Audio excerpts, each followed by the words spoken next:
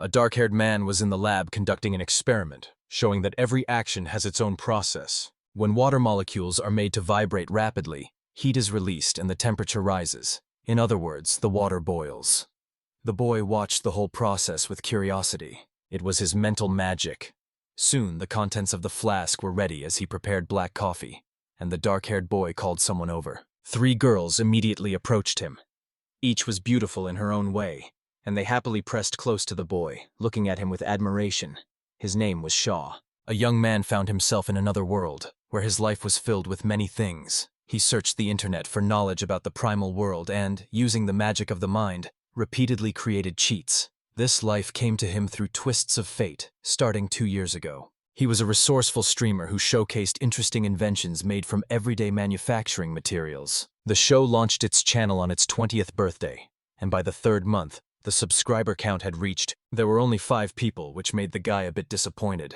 But Show hoped for the best with his channel, and believed that if he updated it every day, eventually someone would notice his videos and his audience would suddenly grow. Feeling discouraged by the few subscribers on his channel, the guy went to shoot a new video that very same day. But in an instant, the boy found himself in a forest with his backpack nearby.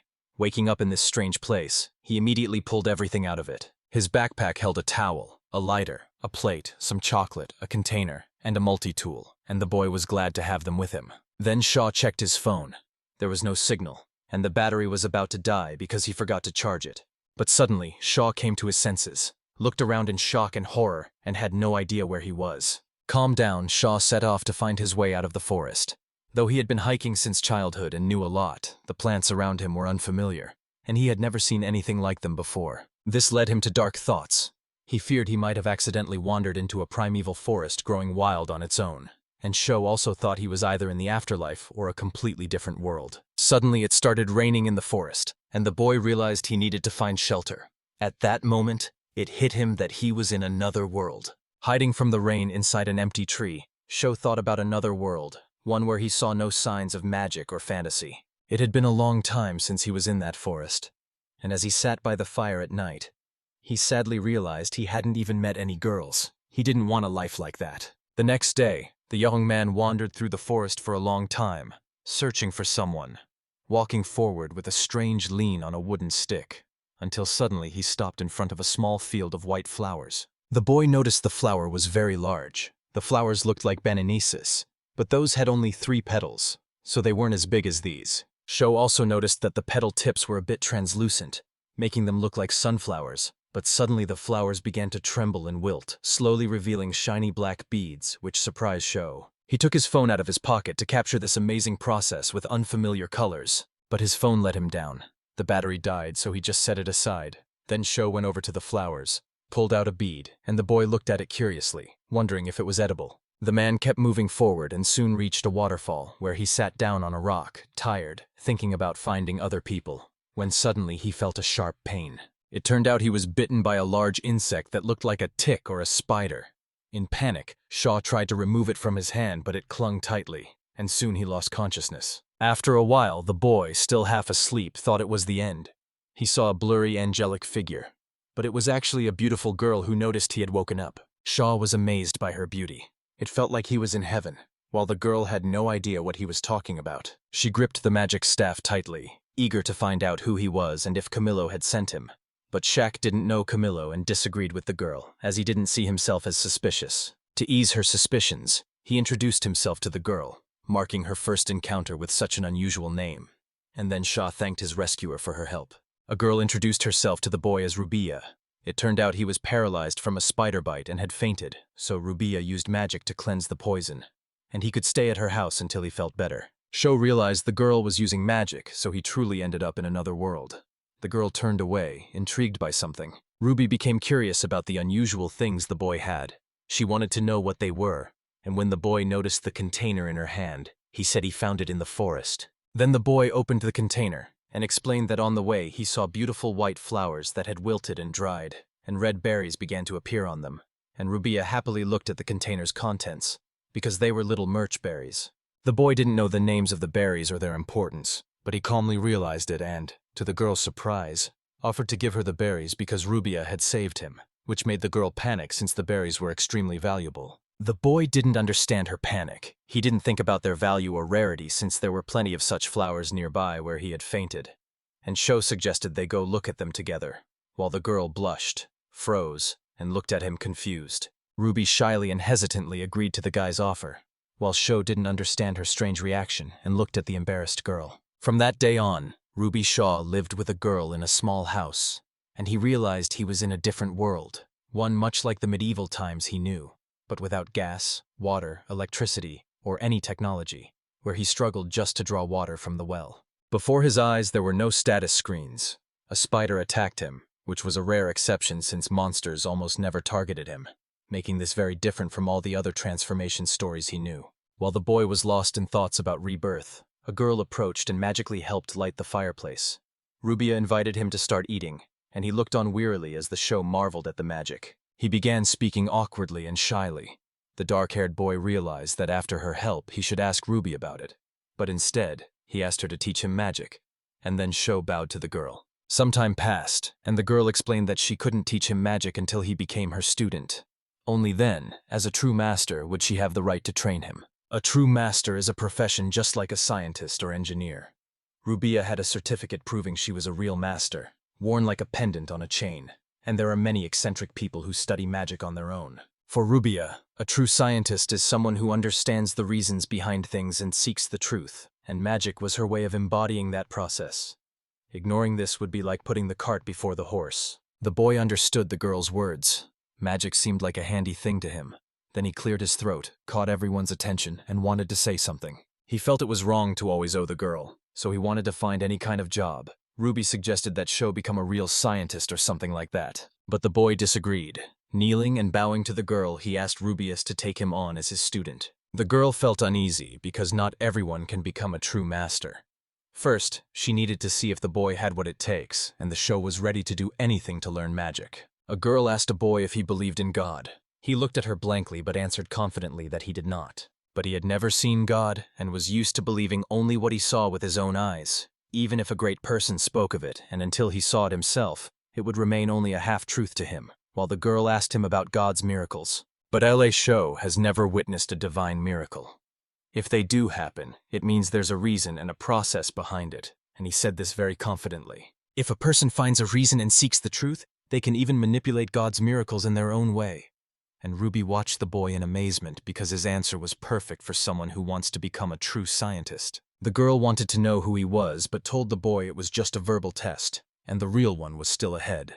After a while, the boy and girl stepped outside. Ruby leaned her staff against the stove and offered to light it for him, surprising Sho with her sudden offer. But if he understood the theory, magic would support and help him. The girl stood silently after those words, realizing that the boy was going to have a really hard time. The Sho paused, thinking about the theory of magic, that burning requires heat, and pondering ways to create it. When air is compressed, it releases a lot of heat. That's exactly how car engines work, and Sho thought that if you compress air, heat will be generated. As soon as the boy imagined it, a warm orb appeared in his hands, and Rubia was amazed at how quickly he created it. Then Sho moved the ball of warmth with his hand right into the fireplace with the logs. After a few seconds of nothing, the warmth ball suddenly flared up again and ignited the logs, making the performance a success. But something went wrong. The fireball was too powerful, causing the fireplace to catch fire and explode. Rubia fell to the ground in shock, covered in ash from the blast, while the witch wanted to ask the boy why he resorted to magic. The Sho awkwardly admitted he needed a heat source to start a fire in the fireplace, so he came up with the idea of compressing air. The girl was surprised by his words, since he was just an ordinary man who had never even trained under a true master, and she couldn't understand how he managed it. Ruby agreed to the guy's suggestion. His idea was right in theory, but it was a mistake to treat it as a process here. He needed to imagine why fire can burn. The boy thought for a moment. In this case, the fire started because of the combination of carbon in the wood and oxygen in the air, creating the element gorongi. Sho thought for a moment. He hadn't looked at it from the perspective of the ignition image, but Rubia said that image wasn't necessary. He just needed to imagine the gorengi phenomenon. At that very moment, the boy focused solely on carbon and oxygen compounds. Magic gathered instantly in his palms, and soon flames burst to life on the firewood. Suddenly, the fire flared up again. A huge stream of flames burst from the chimney. But this time there was no explosion, and the fire survived. Tom Shaw was pleased with the fire and happily watched the flames in the fireplace. Ruby was completely amazed by the boy's power and talent. He grasped the logic of magic after just a simple tip, and the boy cheerfully reminded her to accept him as a student, while your girlfriend was still deeply stunned by what had happened. This is how Sho became Ruby's apprentice, learning from a true master. Knowing only about physical phenomena, he didn't understand how to use magic and thought anyone could do it. But people in this world lacked even the most basic scientific knowledge. He was thrilled to realize that magic was too easy for him, making it the perfect topic for his new video that could earn him over 10 million subscribers. Now that number was no longer just a dream. When Sho became Rubia's apprentice, his life instantly brightened, and besides cleaning the house, chopping wood, and fetching water, he now helps her gather plants and insects for his studies. They were walking through the forest. Rubia was fascinated by a beautiful butterfly, while Sho practiced magic and strikes in between tasks, when suddenly a girl called him over and asked what he knew about the theory of air compression. But he knew that expanding air, unlike compressing it, cools it down. If you make the particles, the atoms, vibrate, you can heat them, and if you stop the vibrations, you can cool them. The Sho could have said much more, but fell silent. The girl was surprised he knew all that, and Rubia also noticed his good manners. It's rare to find both great intelligence and good manners in one person. But the girl wanted to know where the guy had studied, and he lied, saying he was just an ordinary student in his country, which made Rubia think that education there must be very advanced. But Sho actually dropped out of school in his country, so the girl's words confused him, though Japanese education was truly excellent. Soon they reached the river, and the girl said that if he understood logic well, she wouldn't have to teach him for long, since he'd quickly learn to use a different kind of magic. Meanwhile, Sho was doing something in the river. The boy picked up a small stone and tapped it on the water's surface. After a while, fish floated up to the river, completely still. When the man struck the underwater rock, the shockwave stunned the fish, so Sho didn't have to catch them himself. The man cleaned and cut them, leaving them on the rock. Then Sho used drying magic on the gutted fish, which dried it out. But this was just drying that broke proteins into amino acids, so he used magic again, this time fermentation. In no time, the dried fish was ready. The boy happily realized that magic was useful, and hung the fish on a stick. An hour has passed. Throughout the show, he used different kinds of magic, setting things on fire, heating them up, and cooling them down. In everyday life, he used magic of fermentation and plants to boost his harvest, and it also helped him lose weight so he could easily carry heavy objects. Magic tied to physical phenomena was simple and didn't require spells. This is called basic magic and is very useful in everyday life. Magic was used only on a small scale. It could light a fire in a pot but couldn't turn the whole area into a sea of flames. It could heat water in a kettle but not in a pond, and depending on how it was used, it could serve as an offensive spell. One man was thinking about magic while preparing a dish. For example, heating magic works like a microwave oven. If someone used it on a person, all the water in their body would boil instantly, causing immediate death. And the boy felt a bit scared by this thought, because it was a terrifying fate. Soon the food was ready, and Rubia eagerly admired the delicious dishes and their wonderful aroma. The meal was very tasty, and when she noticed honey on the bread, she wondered if the bees had stung it. But they hadn't, because the boy had enchanted the hive before harvesting the honey. But if Shaw had collected some honey, the hive would have recovered, and feeling guilty, he thought he needed to build another hive for the bees. Ruby enjoyed tasting the honey. She didn't know the guy could cook. He wasn't very good at it, but he loved the whole process. The show meant that he generally enjoyed doing things. If he couldn't cook a dish right the first time, he'd try again and calmly eat whatever he made. After eating, Sho went outside and noticed many bamboo-like plants around the house called tikareto, which were easy to work with and useful for various purposes. Suddenly, the guy in Toretto's cabin slightly injured his hand, and Sho painfully realized he should have worn gloves, then remembered a recent conversation. When Sho asked Rubia if healing magic exists, she said it does, and then he asked if it can cure any illness or injury. But healing magic wasn't that convenient. It actually boosted the body's natural ability to heal, so it couldn't work in the early or late stages of illness. The boy was eager to ask the girl about healing magic again, but he couldn't use it here anyway, and the girl warned him not to even try to figure it out. Remembering the conversation, Shaw put on gloves, cut a piece of bamboo, slid a thinner stick into it, and stuck the whole thing into the ground. A stream of magic appeared instantly around his palms as he directed a compressed air sphere straight into the bamboo tube. The sphere passed through easily, and the boy quickly plugged the tube with a slightly thicker piece of bamboo before easing the air pressure. As the air weakened, The bamboo cork shot up into the sky, and seeing this, Sho laughed joyfully. The experiment was a success. If he filmed it, it would become popular among school kids. The guy was thinking about how to charge his phone and wanted to film the experiment, but there was no electricity, when suddenly a voice called out and Shul turned toward the sound. Near the wooden house stood a horse-drawn cart, and a group of girls approached the door, hoping someone would open it for them. Among the group of 4 girls, 2 were dressed as maids. They came to meet Ruby, while Sho, hiding in the tree's shadow, watched the unexpected visitors with curiosity, not recognizing them. There were 4 girls in the group, one with glasses and another with cat ears, both maids, a third who looked like a true aristocrat wearing a tiara and a guard standing next to her. Ruby bowed her head and greeted the princess, but she was displeased and asked the girl to speak to her more casually. Frowning and irritated, the blonde wanted to find out why the princess had come, while a girl from her group had already entered the house, as she believed the reason for the princess's visit was obvious. The witch thought it was about an invitation, having refused the girl several times before, but that wasn't why the princess appeared. It turned out there were rumors about Rubia circulating in the castle. This was about a famous witch from Farlene who took in a little bird she found, and it was also said that the girl wandered around buying men's clothes and various items. Suddenly, Sho walked into the house, surprising all the girls because it confirmed the rumors. Awkwardly, he offered to make them tea, didn't understand why they called him a bird, and honestly didn't know what to say. Ruby, on the other hand, was shocked and annoyed that a group of girls came all the way here to talk about such a trivial matter. She felt sorry for wasting the princess's time, but the princess didn't think twice, and just stopped by Ruby's place on her way home from work. Soon, Sho brewed some tea and served it to the guests. The young man introduced himself to the princess, saying he was a student of Rubia, and she found his name intriguing because it sounded unusual even to a foreigner. But the boy didn't pay attention to that. He prepared rare sweets from his country for the princess, who looked at the dessert in surprise, thinking it was a dish made from cow. But that didn't happen. The boy gave the princess some chocolate, explaining that it was very sweet and tasty, then offered her a taste. Ruby and the princess eyed the piece of chocolate warily, but overcoming their distrust of unfamiliar food, they both tried it at the same time, and their cheeks flushed with delight. With rosy cheeks, they joyfully savored the incredibly sweet taste of chocolate and the delightful melt-in-your-mouth sensation. The princess had never known such a sweet and delicious treat.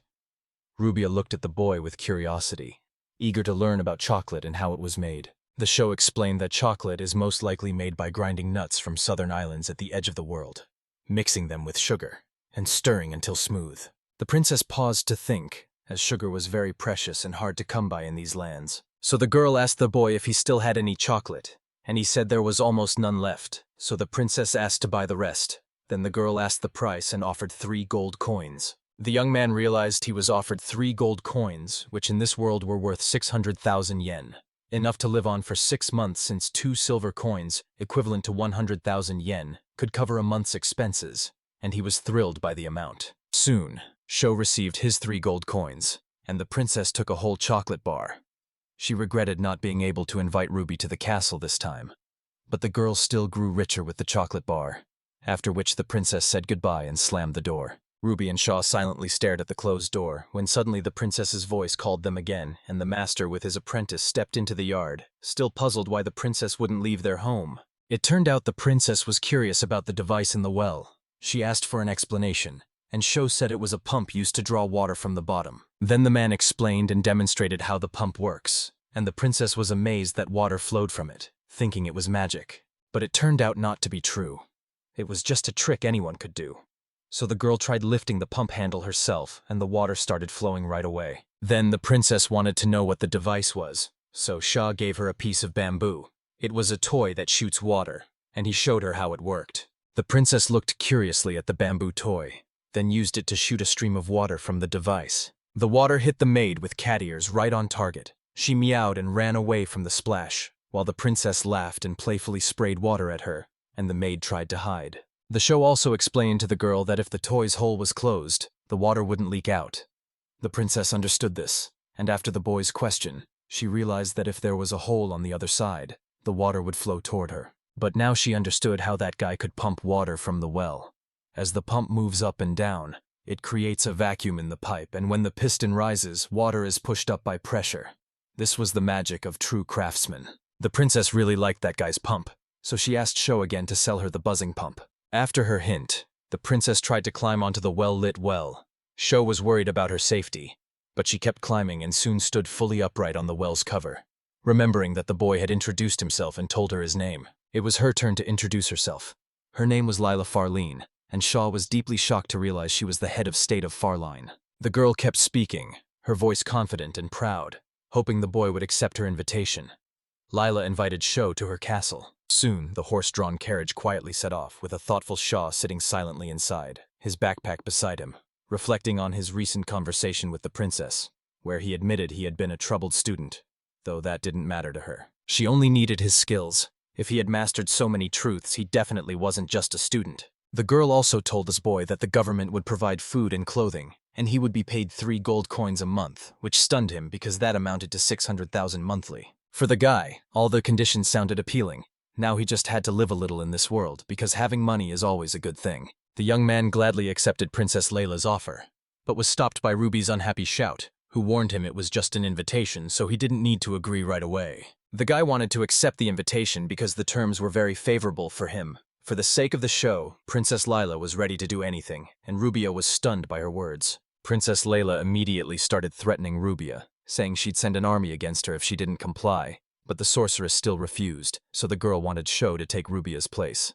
Rubia silently frowned at Princess Layla, prompting Sho to awkwardly call for the master. The castle was close to Rubia's house, so Sho could keep up with his student duties, but Rubia didn't agree with that. She couldn't let her inexperienced student with dangerous views like Shaw's get out of control, so Ruby decided to take action. If the Sho insists on going to the castle, Rubia will go with him too. The sorceress has finally agreed to the princess's proposal. Suddenly, the carriage hit a stone on the road, and everyone inside fell to one side. Sho was very unlucky because when the carriage shook, he hit his head on the window. However, the boy didn't feel the pain fully because Princess Layla distracted him. She pressed her whole body against him, cheeks flushed, looking at the dark-haired youth. And Sho also wanted to know how the princess was feeling, so he gently woke her with a few words, leaving her flustered.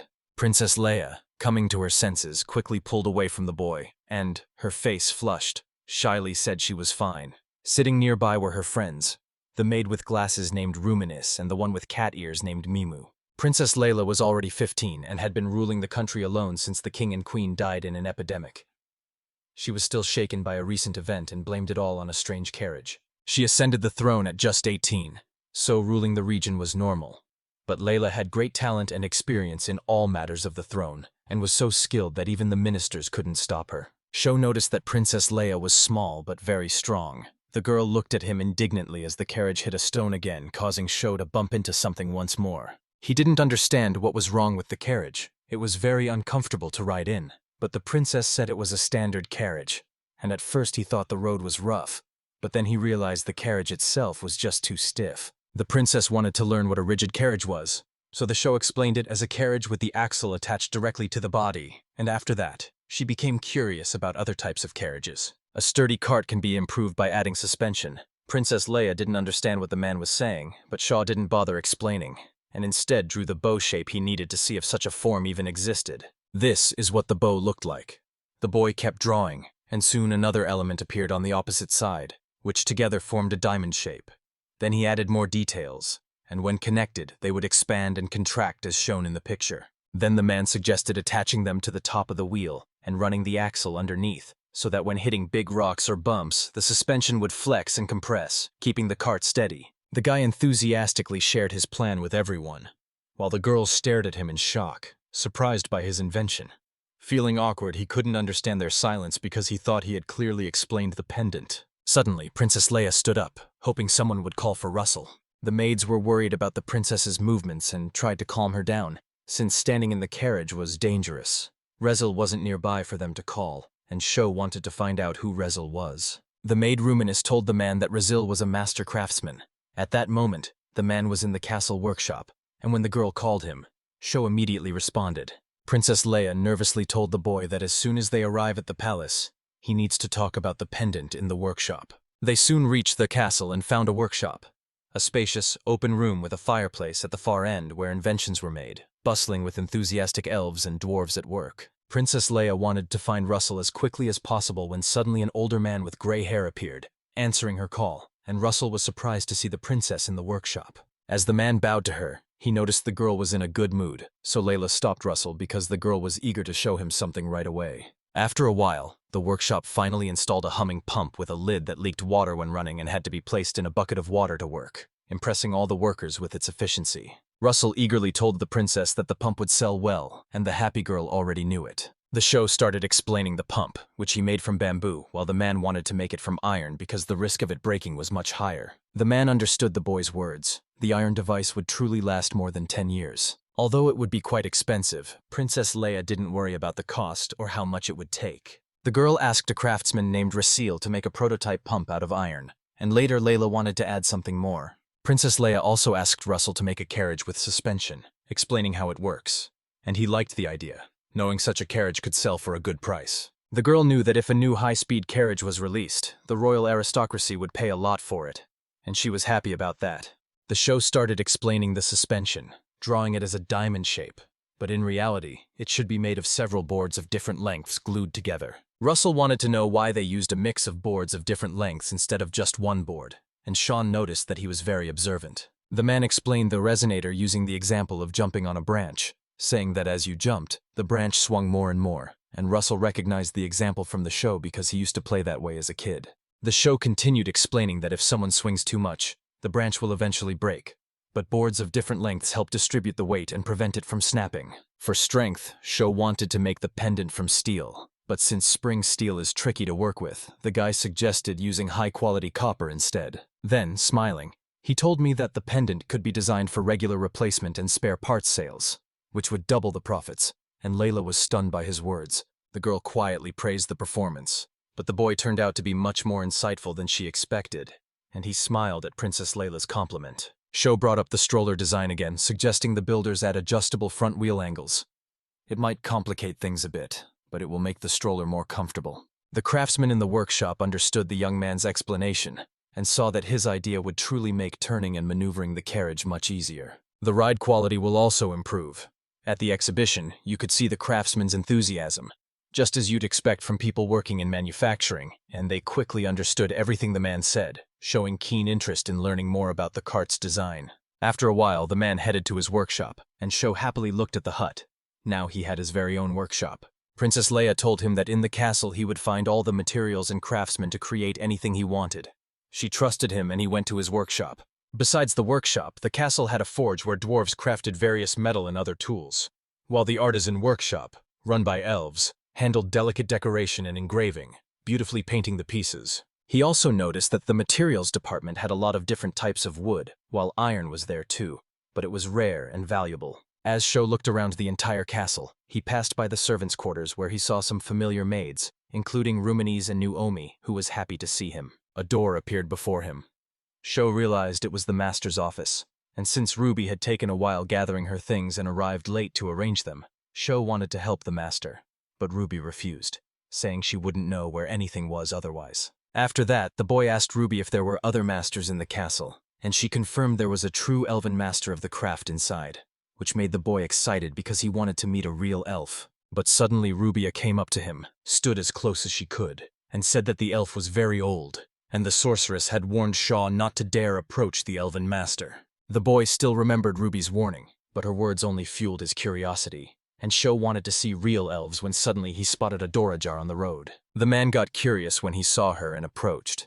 Drawn by the light in the room, he wanted to know what kind of room it was, but just as he was about to enter, the sharp click of heels sounded nearby. Someone shouted angrily at the guy, startling him and making him quickly turn toward the sound where an elf appeared, annoyed by his presence.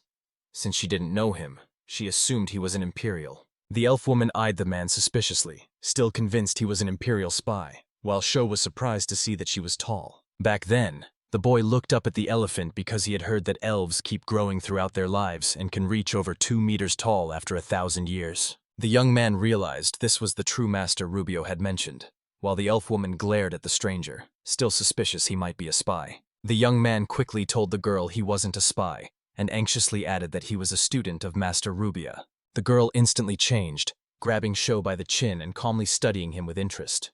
When the elf learned that Rubia had taken on an apprentice, she became very curious about his appearance. After she spoke, the girl wanted to check on Ruby, realizing it was rude not even to say hello to her colleague. The show also explained to the elf that his master stayed in the castle because Ruby was preparing to move, and the girl wanted to know why he, as Ruby's apprentice, hadn't come to greet her. The guy explained to the girl again that he had a lot to do, but Sho promised he'd stop by later to say hello.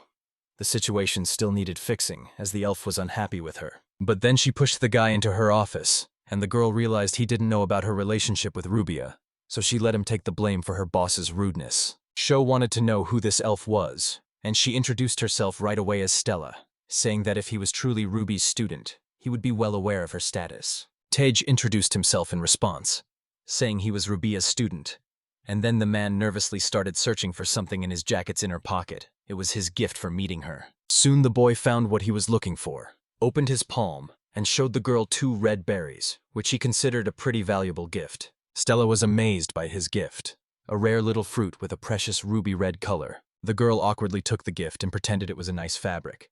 Then Stella, as the leader, pointed to a chair and told the man he could sit while the elf prepared the pico drink. After a while, the pico was ready, and the girl handed it to the guy.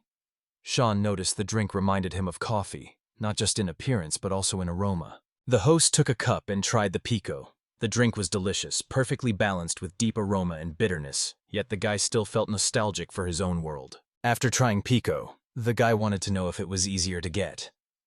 The drink was easier to find, but a bit pricey, and it was also available in town, where Della promised to tell him about her favorite store. Suddenly, the girl changed the subject and wanted to know who this guy really was. Sho looked at her confused, not understanding what she was trying to find out. In the end, the boy was just a student of a real scientist, but the girl didn't believe him. Stella noticed that on this continent he had a high level of education and manners, a kind of education only available to children of royal families, nobles, and wealthy merchants. In her memory, there wasn't a single guy his age who fit that description. Sho was surprised she knew everyone in her category, but Della remembered them all because they were important clients. The guy admitted he came from a country Stella didn't know, but she still suspected him, and his answer didn't convince her. The tense guy simply said it was because of the sea and didn't explain further, which made the girl uneasy about his mysterious words. However, Shaw was sure there were things Stella didn't want to know, and that was how it should be. He didn't want to tell her the truth, so he warned her with the saying that sometimes curiosity leads to destruction. The show understood that as Rubia's apprentice, he was especially interesting to her, but they didn't know each other well enough for such a conversation. Stella just frowned at his words. Then the girl started giving examples of similar proverbs from her country, and realized that many people are truly happier when they don't know anything. Stella changed the subject, looking at Lil Murch berries with curiosity, and wanting to know where he found such bright red berries, since they're so rare. Shaw told her he found them in the forest, and the girl realized that if he found them there, he probably saw the flowers too, which the boy agreed with, while Stella examined the berries and put them in her box. After a while, the boy drew a white flower with 5 petals on the board, from which a crimson fruit appeared, and the show admired their beauty. Stella admired the boy's drawing, which matched the flower described in the legends, so Sho suggested they go see the white flowers together. The boy knew the forest well but wasn't sure if the flowers would be blooming when they arrived. Stella looked at the boy, confused and blushing, while Sho stared at her with disbelief. She wanted to laugh at his clueless expression but held back, realizing he didn't understand the meaning of his words and truly was from a faraway land. Sho understood nothing. It was almost a miracle that the show managed to feature Lil Murch's flowers. The boy knew about it, but the flowers quickly wilted. Once calm, Stella explained that you can't just call someone to look at the flowers, but the boy didn't understand what she meant. But the boy finally understood Stella's words. His face immediately flushed with embarrassment, and Sho recalled Ruby's surprised expression when he told her they would be together until the flowers appeared, though no one knew exactly when. Now the boy understood everything. His face turned bright red with embarrassment as he realized why Ruby looked so strange. Because Stella had found out that he was the one who told her. Embarrassed, Sho tried to explain that he didn't know what those words meant at the time. Stella stood up, slowly took off her cloak, and left it on the floor, while the elf wanted to say something. Stella slowly approached the boy. If he spoke to her like that, it meant Sho had no relationship with Rubia, and gently touched his chin with her fingers, making Sho look at her awkwardly. The girl said seductively that maybe she'd give it a try with him. Stella looked at the guy with her enchanting gaze, and the audience was simply stunned watching her. But then the guy came to his senses, puzzled why Stella chose him since her charm could have won anyone, and as she took his hand, she seductively said she was tired of all the other men in the castle. The guy couldn't resist the elf Stella's actions. Without pausing, she threw him onto the couch and forced him to lie down because she wanted to see if he would resist or use anti-magic. When suddenly the door to the room swung open sharply. Ruby stood gloomily in the doorway. The sorceress looked sadly at those in the room.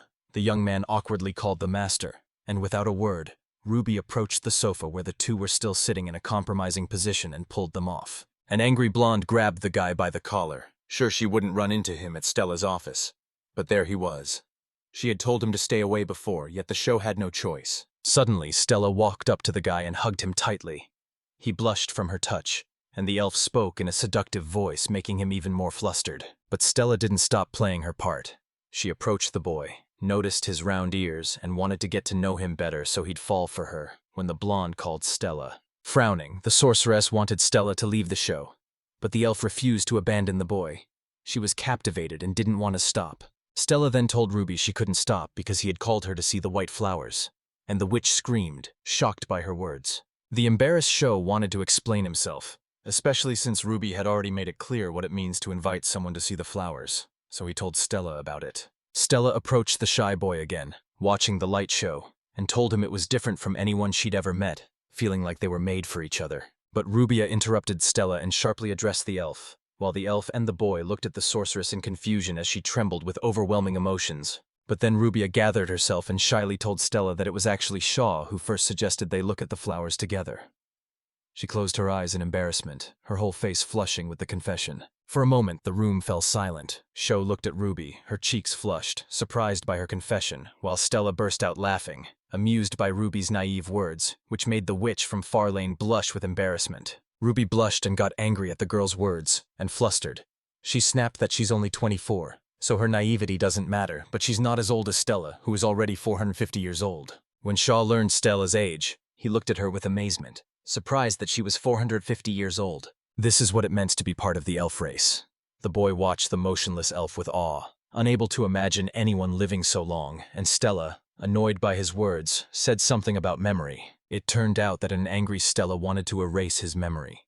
To make him forget her real age, she cast a spell on him, but he was shocked to have escaped it. The boy nervously watched the angry girl. Soon the dust from her attack settled, revealing Stella's silhouette as she glared at him and unleashed her magic once more, determined not to miss this time. A piercing scream from a boy came from Stella's office, smoke billowing through the door cracks from her attacks. Princess Layla rushed over, curious about the noise, but Sho quickly approached her, the pale boy warning Layla that it was too dangerous inside. Without saying a word, he gently lifted the girl in his arms, noticing how light she was. Then Sho dashed out of the office without looking back, followed by Stella's angry shout. After some time, the man broke free from Stella, breathing heavily and tired from the long run, so he leaned against the wall. The princess noticed that while elves are truly wise, common sense doesn't help everyone. Then the girl happily noticed they had reached the tower stairs and told the boy there was a beautiful view from the top. Princess Leia wanted to show it to him. Sho also noticed there were a lot of steps on the stairs. The tower was very tall, and the man complained he needed an elevator. This was the first time Princess Leia had ever heard the word elevator, so she wanted to find out what it meant. The guy explained to her that when installing the cabinet at the top of the tower, they could use a rope to lift it into the drawer, but they would need someone to pull the rope. They'll tie a weight slightly heavier than the girl to the rope, lower it from the top floor, and then someone will slowly pull it back up. Princess Leia was happy to understand how the elevator works. But first, they needed someone to lift the weight in the elevator. That was all they could do for now. The guy understood this because there was no electricity in this world, but he thought it was a bad idea. Where one side wins, the other loses. When someone makes life easier for themselves, someone else suffers. Soon, Sho and Lila climbed to the top of the tower. While Sho admired the view, Princess Layla shared that she sometimes comes here when the sky clears, and seeing the city lit up by lights brings her peace. The girl knew she held her position only because of her vassals and people, and the princess gazed into the distance as she spoke. The show itself told her that when someone tries to oversimplify things, it hurts others. This applies to royal power too. When those in charge try to make everything simple, it only makes life harder for people. And though the girl was just 15, she already understood a lot about life. Princess Leia turned to Shaw, counting on him because with a real scientist like him, the festival was sure to succeed, and she eagerly told him they would develop the country together. Sho understood that knowledge of the old world could help the country grow. but he worried that too much enthusiasm for technology might be seen as heresy. But on the other hand, if people from other countries come to them, he might find clues to help him return to his world. Meanwhile, Princess Layla and Shaw admired the beautiful view. The prince called the princess and caught her attention, enthusiastically saying they would do everything possible to create a great invention that would enrich the country. Farlin was a small town that was also its own country. Sho had stayed in the castle for just over 2 weeks, and he was already at his limit. Shu lay oddly on this floor, his stomach growling with hunger, craving Japanese food so badly that he felt like crying over his sad situation, dreaming with all his heart of eating miso soup and onigiri again. After a while, the young man stepped outside and found himself at the market near the castle, where many stalls sold a variety of goods. The man searched the market for rice and miso, but found nothing like them.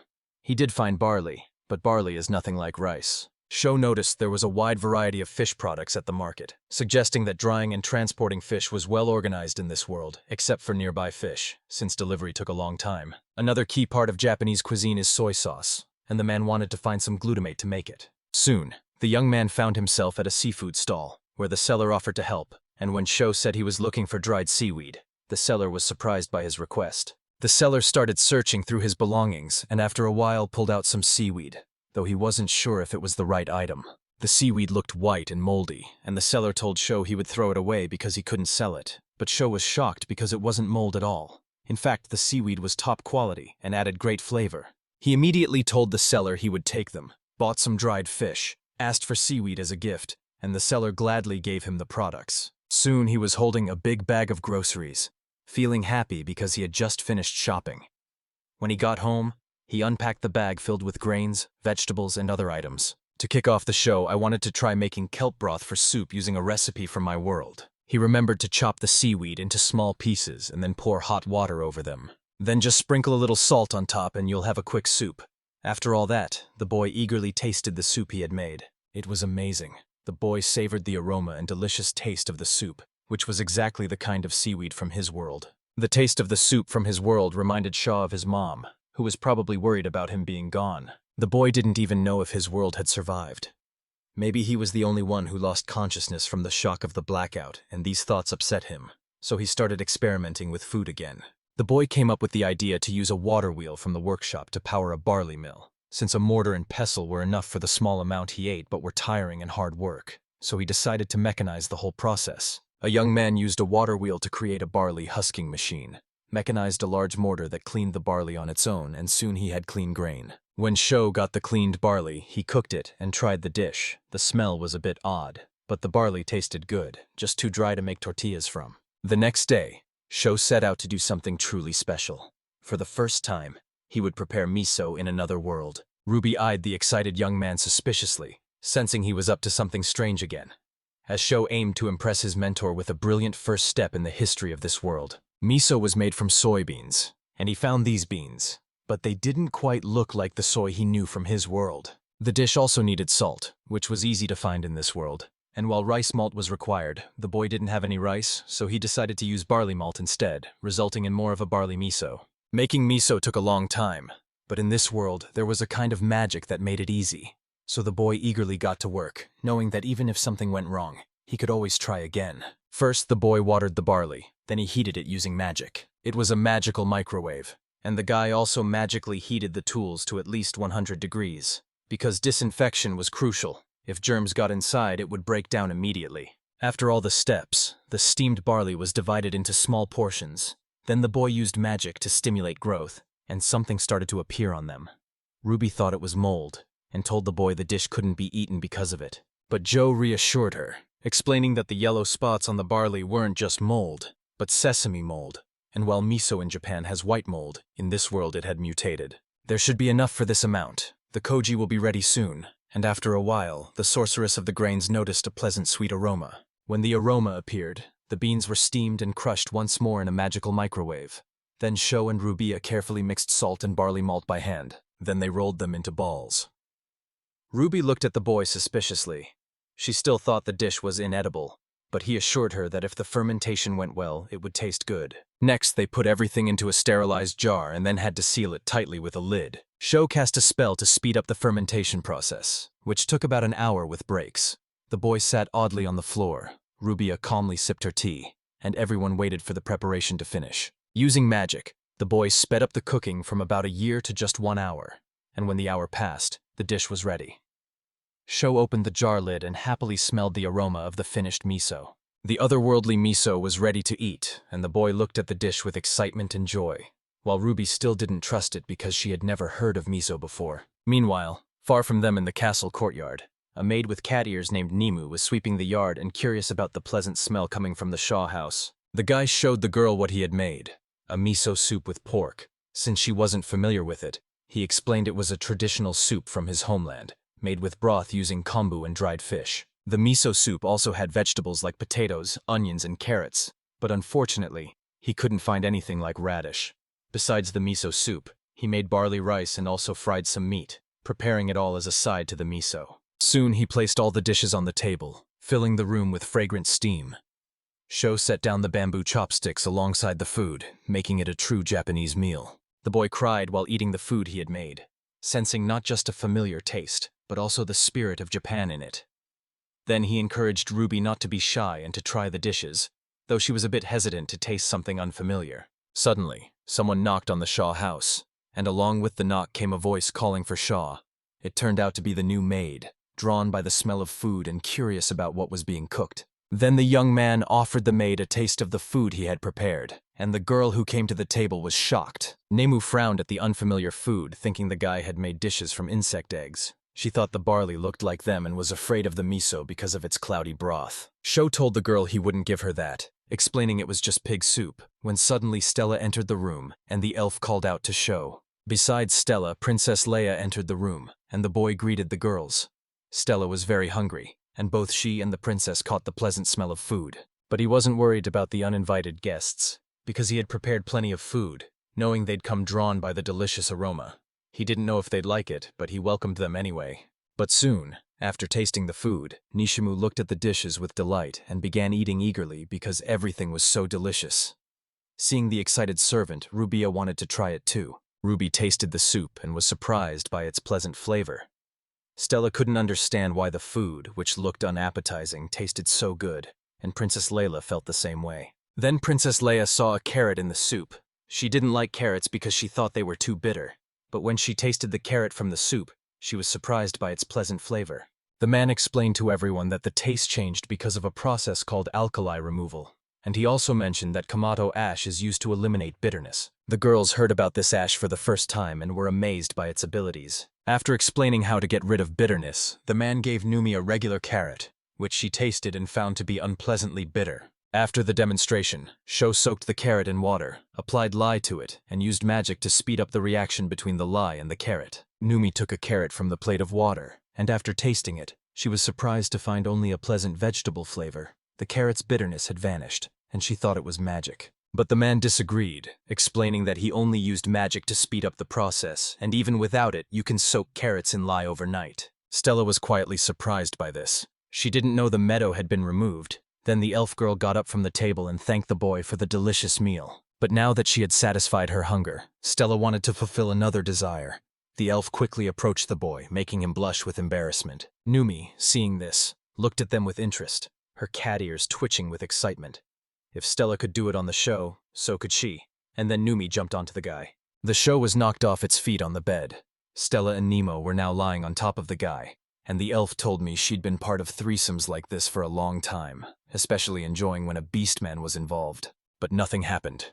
Rubia held the magic staff and glared at the boy, who suddenly panicked and tried to run from the girls, only to have his hand suddenly grabbed. This was Princess Leia. She approached the boy and hugged him, then playfully asked for something sweet after dinner. Sho didn't respond right away, his face turning red with embarrassment. Then the boy snapped out of it, confused by what the girl was saying, and Princess Lila got upset because she meant a dark, sweet dish, and Sho realized she was talking about chocolate, but he had none left. Princess Leia would never forget the taste of chocolate. She fondly remembered the dessert as the boy called her over, wanting to know if she could get some sugar. The girl got angry at his question because sugar was expensive. If she took it for herself, people would think she was wasteful, and Princess Layla didn't want to be like greedy aristocrats. So in anger she pushed the boy away, said she had duties, and soon her sad cry was heard. The princess pretended to cry from sadness, thinking that if they hadn't sold all the new things, maybe this wouldn't have happened. Stella and Numi scolded the boy for making the princess cry. Ruby watched silently, and Sho was embarrassed by the whole situation. Suddenly, Princess Layla stopped crying, looked down at the man, and ordered him to come up with a plan, leaving Shaw no choice but to accept and carry out her command. The girl with a cheeky smile remembered the boy's promise to solve the problem, and now Sho can't back out because he gave his word in front of royalty, and words spoken before a royal can't be taken back. After a while, everyone had left. It was evening, and the boy sat alone at home, feeling confused about the chocolate problem and unsure what to do, but he could replace the treat with syrup. This is called malt sugar from barley, traditionally used in making drinks. When barley sprouts, it produces an enzyme that turns starch into sugar. But even if they replace the chocolate syrup on the show, it's only a matter of time before Princess Layla starts demanding chocolate from him again. In this world there was no cocoa, and Sho had never even heard of it, so he wondered if there might be any substitute for cocoa. Suddenly the guy remembered reading that in some parts of South America, roasted large spiders are considered a delicacy and taste like chocolate, so the dish was supposed to be delicious. Remembering this, Shaw recalled that a spider bit him near the waterfall, and almost took him out back then, so he was a bit worried the guy might use the spider. After a while, the young man opened the master's office door and called Ruby, who was reading a magical scroll. He asked her about the spider and whether it lived near the waterfall, and she confirmed that it did. This spider hunts animals that gather near water, so spiders are often found by reservoirs. Sho understood the girl's explanation, while Ruby gave the boy a suspicious look, wanting to find out what he was up to this time. The Sho cheerfully told his mentor that he wanted to eat the spider, and the sorceress looked at her student Fazian with disbelief, asking him again, but he insisted he really wanted to eat the spider. The girl turned pale and covered her mouth, momentarily silent from shock, then asked the boy if he even knew the name of this spider. The guy looked at the girl with a confused expression, but she didn't want to say anything. However, she was the one who convinced him to eat the spider, and then warned him that the spider has venom glands in its head and chest. So the boy went deep into the forest to catch the spider that dared to attack him. At that moment, Sho was eagerly searching for the spider. He used to be the main character who was defeated by a slime at the start of the role-playing game, but now, with magic in the show and confidence in his abilities, he was looking for a spider just for fun when suddenly Russell appeared from the bushes. A spider appeared in front of the guy, similar to the one from the waterfall, but it was so huge it looked more like a crab. Sho tiredly looked at the spider that appeared, knowing the one that bit him was just a tiny thing compared to this. Destroying it will be easy, just heat it up with magic. But the guy remembered something about crabs. When they're killed, they start to smell bad, and the show hates that. This spider looked just like a crab, and there was even an urban legend about it. So the man decided not to warm up the spider, but simply to freeze it. Using magic, he easily dealt with the spider. Otherwise, it would have been tricky, but Shaw froze it so it couldn't move, then laughed as he grabbed the immobilized spider and put it in a bag, and after a while, the boy went back home. While in the forest, Shaw caught 3 big spiders, pulled them out of his bag, and tied their legs with a rope. Then, using magic, he warmed them up. When heated, the spider's shell changed color from chestnut to purple. The boy didn't feel hungry at the sight but thought the spider was ready to eat. Then Shaw cut the spider into parts, placing the venomous ones in a separate bowl. Since the spider's venom was paralyzing, he thought to use it as an anesthetic. A dark-haired boy cut off the spider's poisonous parts and began eating. Breaking open the limb's shells, he found meat resembling king crab, while Shaw, though not believing it was poisonous, still looked at the meat wearily. The boy stumbled and bit into the meat. After tasting it, he was thrilled by the flavor. It was even better than crab meat, and Sho suddenly craved crab-fried rice. The boy calmed down. He wasn't doing this just for crab-like meat. He tasted the liquid from the spider's abdomen, which was bitter like coffee. After a while, the young man returned to his master's office and told Ruby the chocolate was ready, then showed her a bowl of sweets that looked much better than cocoa chocolate. She realized in horror that he had turned it into a spider, her eyes widening in shock. The boy happily reached for the chocolate, but the girl screamed for him to stop, not wanting to see him eat it. Sho frowned at her scream and scowled at the girl because for Rubia, this chocolate shouldn't have tasted bad just because it was made from a spider, especially since she was a true scientist who had to test everything. Ruby blushed with embarrassment at his words, reluctantly brought the chocolate to her mouth, quickly ate it, and moments later her face lit up with delight because the chocolate tasted delicious. This chocolate tasted better than before, so Rubia wanted to know how the boy did it, and Sho explained that he started by using liquid from a spider's abdomen, which made the witch scream in fright. Then Shaw mixed the liquid with malt syrup and gently warmed it to release the aroma. But the blend wasn't rich enough, so he added some milk fat. Made with fresh ingredients and plenty of cream and butter, this chocolate turned out tastier than the last store-bought one. But suddenly the guy noticed Rubia wasn't listening to his explanations because she was too busy enjoying the chocolate. Leaving the master's office, the boy warned her that he wasn't yet sure the product was safe, so she shouldn't get carried away with the chocolate. The show wanted to go to the princess and report on the chocolate preparation. Soon, the boy found himself in the throne room, where he told Layla he had prepared some chocolate. The princess praised it, and Nate Chocolate carried the chocolate to her. The princess wanted to know about the ingredients because Sho said they were hard to find. He then said he found a substitute and pulled out a spider. Layla was about to faint from terror, but the maids caught her just in time. Meanwhile, the boy finally learned the spider's name, and the angry princess demanded to know why it was purple. But often medicines were made from parts of animals and monsters. The princess hesitated, yet Rumenis came to arrest you, and the maid volunteered to be the first to try the chocolate. Rumenis tasted it and loved the sweet, rich flavor. She couldn't stop, and Layla was excited and wanted to try it too. Suddenly, something happened to Rumenis. She went pale and covered her mouth with her hand, and everyone was frightened by the sudden change in the labyrinth. The boy helped Rumene, who had fallen, and everyone was worried about the maid's condition. Rumene leaned against him with a seductive figure and asked him to just call her Rumi, while Sho blushed and stared at her in amazement. The girl was breathing heavily, her face flushed, calling Sean with a seductive voice on her knees, and the boy realized the whole situation. He quickly rushed out of the throne room to his master, leaving the girls alone, hoping that even if the chocolate was poisoned, Master Rubio could handle it with magic. Soon, the boy found himself in the girl's room, anxiously called for help, but she was already lying on the floor. She was gasping for breath, just like Rumenesis, and looked at the boy with a seductive gaze, her whole body flushed alluringly from the chocolate effect. When Sho saw the witch, his nose started bleeding, and the girl, still struggling to breathe, couldn't believe he made her eat that. But her scream echoed throughout the castle as she called him a fool.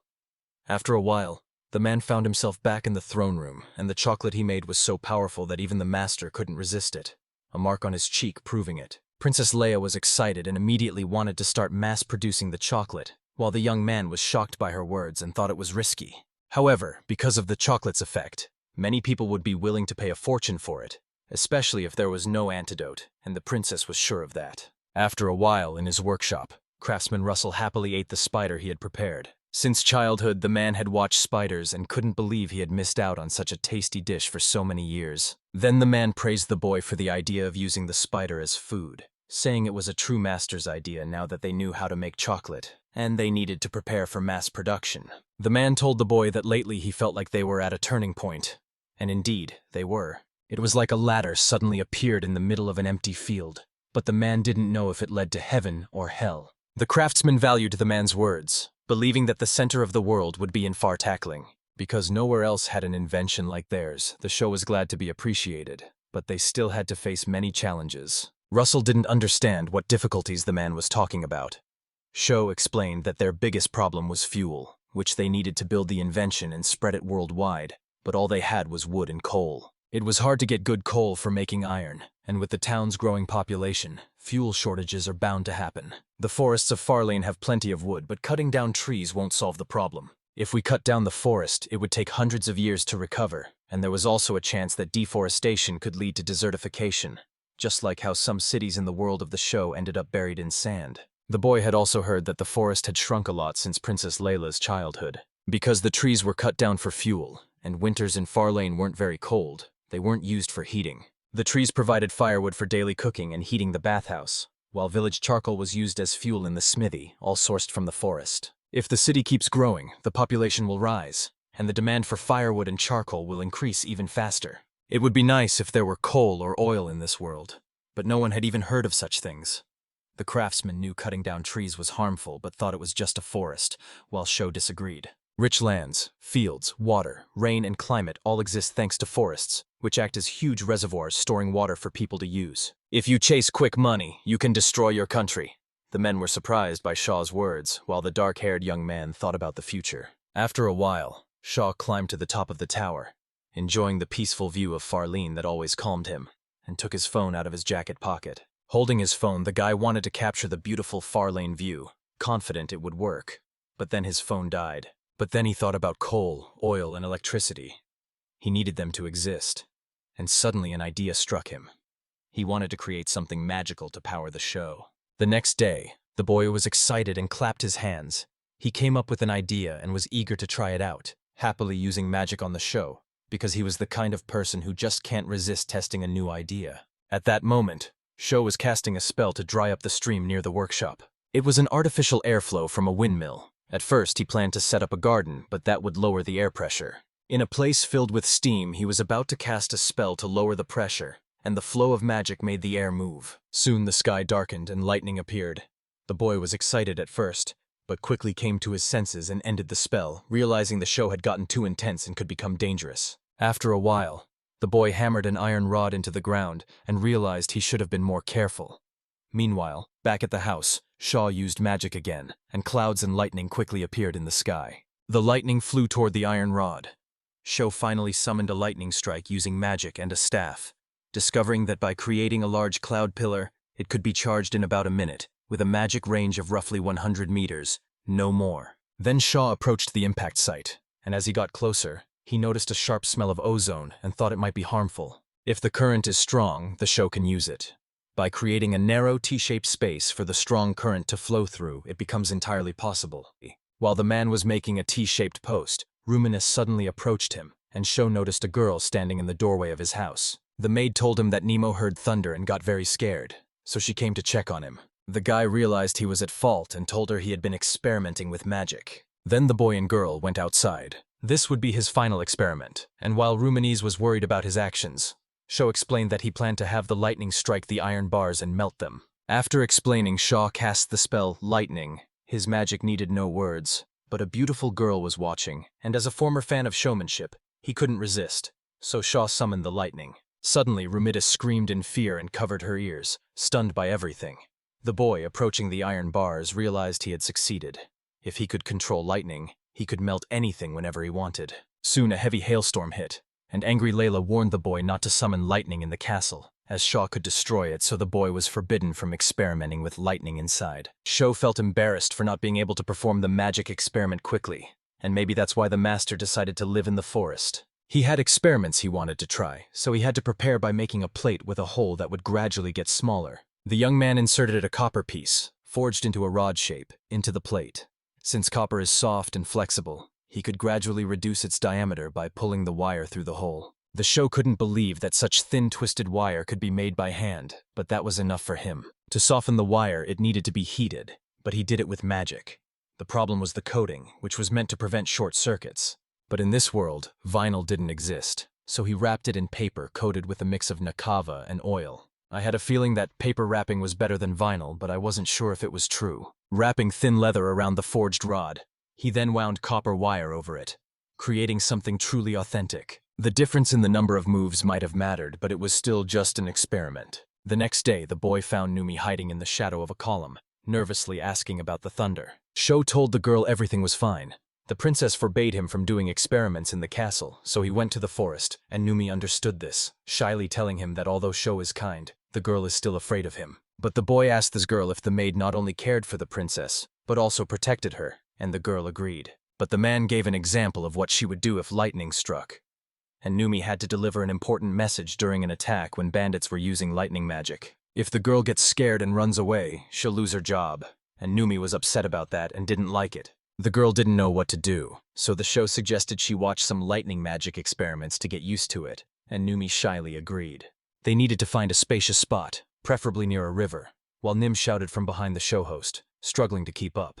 But the guy said he was so fast because of magic, as he cast a spell on himself to lose weight. Nim was the only one who could reach that speed without magic. The beast folk were truly impressive. They also had to tie the coil to a wooden post, lift one end of the copper wire, and stick the other end into the ground to slow it down, while the show immediately told the girl not to raise her head.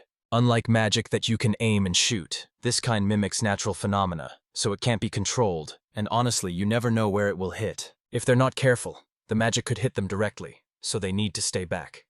Finally, a magical lightning bolt appeared, and the boys shouted loudly that it was starting. Lightning struck the pre-prepared coil, and Nim rang out loudly. The crowd cheered loudly as their plan worked, and it felt like lightning had struck right at the edge of reality.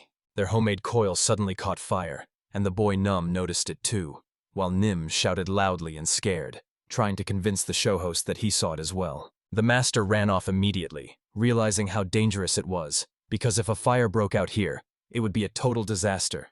There were no means to put it out in this world, and the whole kingdom would be lost. The show saw the fire spreading to the underbrush, hesitated, tried using cold magic, but quickly realized it wasn't enough and started looking for a way to put out the flames. Suddenly, he had the idea to try creating a vacuum to cut off the oxygen supply. The coal went out and smoke was rising from it. Sho sighed and said they almost set the forest on fire. Nim sadly said she was still afraid of thunder, and the master turned calmly, assuring her she would soon get used to it. Though they put out the fire, the boy wasn't sure if their experiment had worked. The showman drew his sword from its sheath, examined the metal on the spool, then glanced at his sword and fed the metal into it. The master happily said he had succeeded, as it turned out.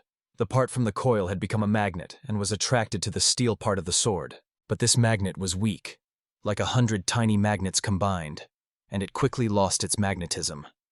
He realized that steel couldn't make a permanent magnet and found this disappointing. Sho thought for a moment and realized he now knew how to make magnets, while Nim stood behind him, hoping he'd be okay and feeling that it was all pointless. The master turned around, laughed, and said it was all right because the more failures they faced, the closer they were to success. Even though the magnets didn't work, Sho realized that with magic, depending on the combination, you can achieve a lot, and that was already a good result. And while it's not as cool as magic spells, which you have to say out loud, it shouldn't be underestimated, especially at the beginning. The girl told the boy that now that they had burned everything, they could head back to the castle for lunch. They walked together to the castle, happy that they would soon eat, wandering near the shops when the woman handed the show to Pico, and he thanked her. In this world, there's a simple compass, and he was sure there was a natural stone here, but getting it would be very difficult, even with the queen's money. If Sho had cobalt or neodymium, he could make a powerful magnet, but he didn't know where to find them or how to purify them. There are also iron and platinum alloys. I heard that in the old world, platinum alloys were used as strong magnets in high-end audio equipment before neodymium magnets were invented. The boy thought about platinum and remembered that in their world there was gold, silver, and copper. But Sho had never heard of platinum ed, and didn't even know it existed there. If he has magnets and coils, he can build a motor, and with a motor, he can make a generator, which can then be used for arc welding, unlike welding with lightning. He's been waiting for this because controlled welding will open up new possibilities and targets, and the show couldn't wait for it. Suddenly, cries came from the alley, someone begging to be left alone. But Shaw didn't understand the noise and even thought it was a fight. In the alley, 3 men stood with a girl loudly threatening her and saying she was done for. The girl angrily drew her sword. She looked intriguing, with 2 ponytails on her head and gloves on her hands, and Sho realized she was the queen's bodyguard. 3 men started insulting the girl, and Sho, who was watching, couldn't understand how they could treat her that way. One of the bullies said that if she had just stayed quiet, no one would have gotten hurt.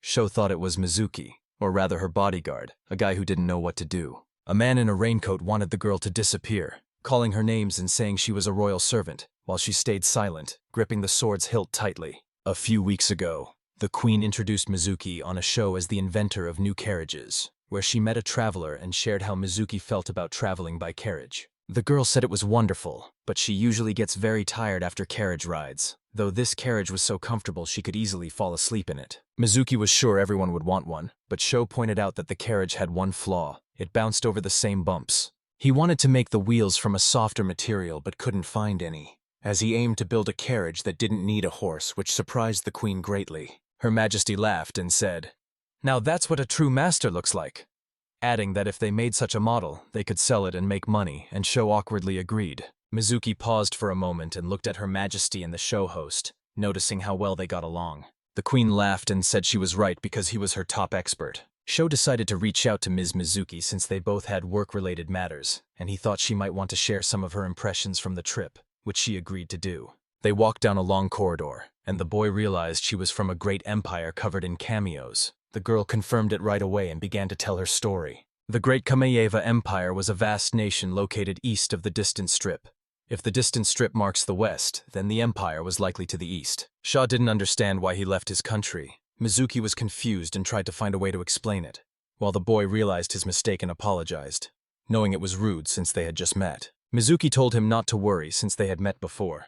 She had accompanied Her Majesty on her trip to Rubia, which surprised Sho greatly. He got very embarrassed, blushed, and hesitated a bit before turning to Mrs. Mizuki, hoping she wouldn't mind if he took a look at the sword on her belt, since it looked so unusual and piqued his curiosity. Zuki said he could definitely take a look, but it's not some kind of sacred sword or anything like that. And now this sword clashed with another, and Shaw opened his mouth in surprise. The girl was stronger than the attacker, who was barely holding on, while the boy watched them, still with his mouth wide open. But he tried to figure out how to help her, knowing that no matter how skilled a swordswoman Mizuki was, she couldn't fight 3 opponents at once, when suddenly the sword flashed by in a blur.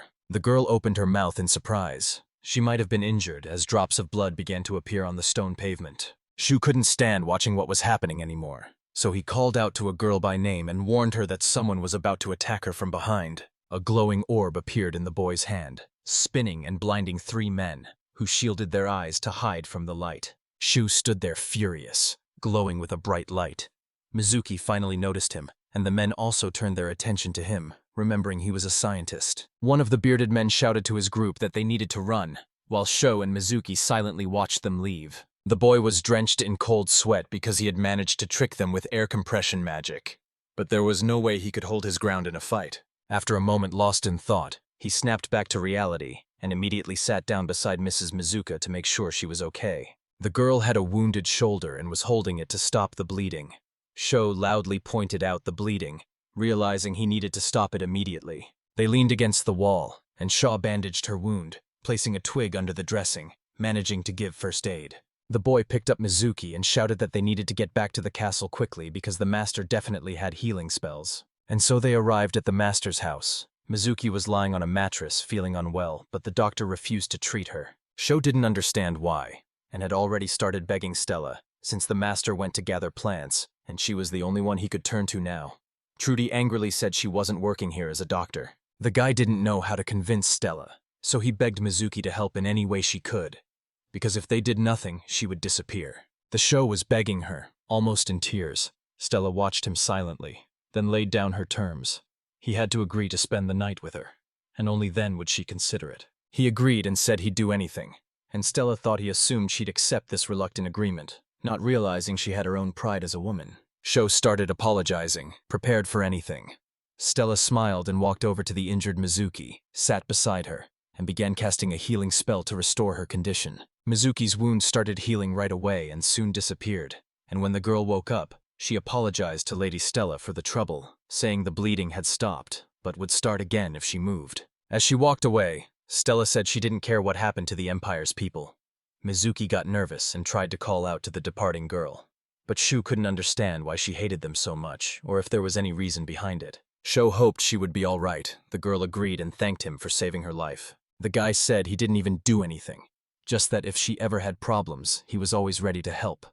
Mizuki was silent for a while, then said he was a good person. The Sho cleaned the apple and thought it was seeing Stella's healing magic for the first time. As soon as she began to chant the spell, the wound instantly healed. He was so distracted that he didn't notice himself peeling the apple, then cut his finger, shouted, and thought his magic might heal the wound too. The character put a finger with a small wound in their mouth and thought again that the human body is just a series of chemical reactions, so they could use magic to speed up those reactions or growth magic like people use on plants. Monsters rarely attack, but in every world, healing people is the hardest part, especially since all kinds of villains might attack him. Sho at least wants to learn the simplest attack and healing spells to be able to protect himself. The guy pulled his finger out of his mouth, brought the knife closer to himself, and then ran it over his wound again. Drops of blood began to fall onto his table, where he had just carefully cleaned the apples. From the outside, he might seem crazy, but maybe he's driven by the spirit of true science, because at its core, it's magic that promotes growth, and it will stimulate the skin to heal the wound. The guy looked at his finger and got angry because he realized it wouldn't be that easy. The wound had gotten deeper and was bleeding much more. Next, he needed to use magic to speed up the reactions, thinking that skin healing was just a matter of chemical processes. But that too failed, showing it wasn't as simple as he thought. Then he decided to use double activation magic, speeding up both growth and healing, and the wounds started to mend a little. But double magic activation requires intense focus. It's like holding several conversations at once while keeping track of each topic. No matter how hard he tried, the blood kept flowing from the wound, which annoyed him a bit, so he used magic again, and the strain made sweat appear on his face. And finally, his wound fully healed, leaving a small scar and a drop of blood from what had recently been a large injury, and Sho loudly declared that he had succeeded. He leaned back in his chair and let out a loud breath. Having been so focused, he forgot to breathe.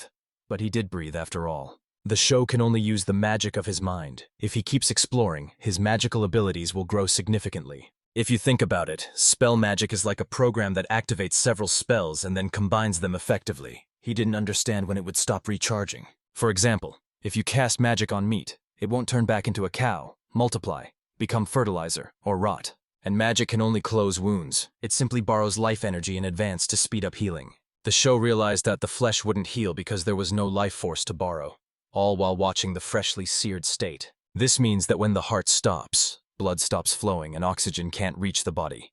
And when a cell runs out of energy, it can no longer recover. Animals don't regenerate quickly, but plants are stubborn. Even if you cut them into tiny pieces, they'll still grow back, and vegetables can sprout from fruits left forgotten in the fridge. The guy had already eaten the steak and realized that some plants are cloned to maintain quality. Suddenly, he jumped up from his chair, placed his hands on the table, then went into his greenhouse to check on his flowers. One flower caught his eye, and it was a vanilla orchid. The show received seedlings from the master and grew vanilla beans.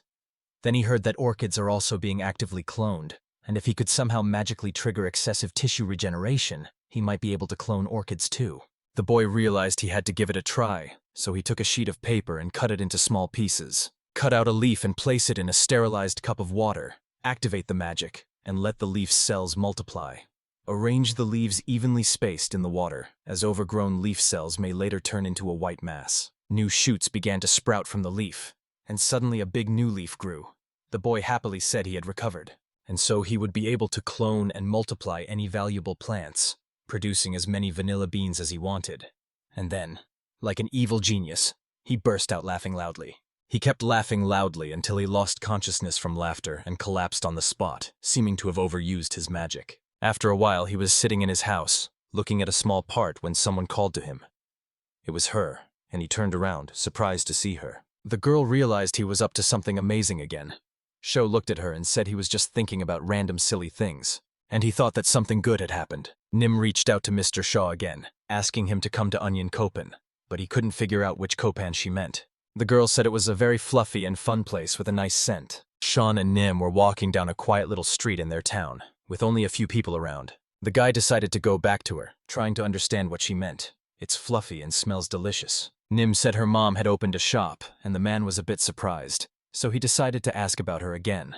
They approached the house, and Nim said that the shop was right here, at Kongnyeon Kopon, the Beast's snack bar. The doorbell rang loudly, signaling the arrival of new visitors.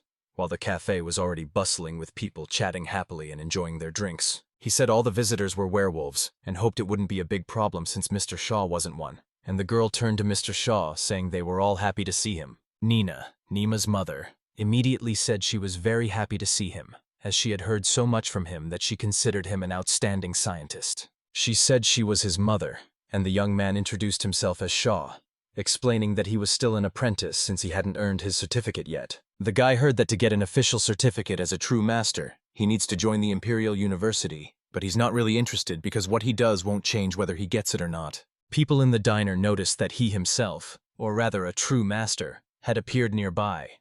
The young man heard their exclamations but didn't understand their playful tone or the attention he was getting. Nini brought a plate of food and said it was their signature dish, meatball soup. The boy immediately grabbed a spoon, said it was very tasty, and the broth was excellent. The girl said that when making broth, the fish is stewed whole without taking it out, and spices are added to remove the smell, which makes the meat taste richer. Nim said she told her mom about the soup the show's chef made for them, and the man realized it meant the soup was tailored to the animal's taste. She laughed at him and said it was very delicious. Someone tapped the boy on the shoulder and called out to Mr. Shaw, and suddenly he was surrounded by a group of catgirls, leaving him completely confused. The show thought they were the same kind as him.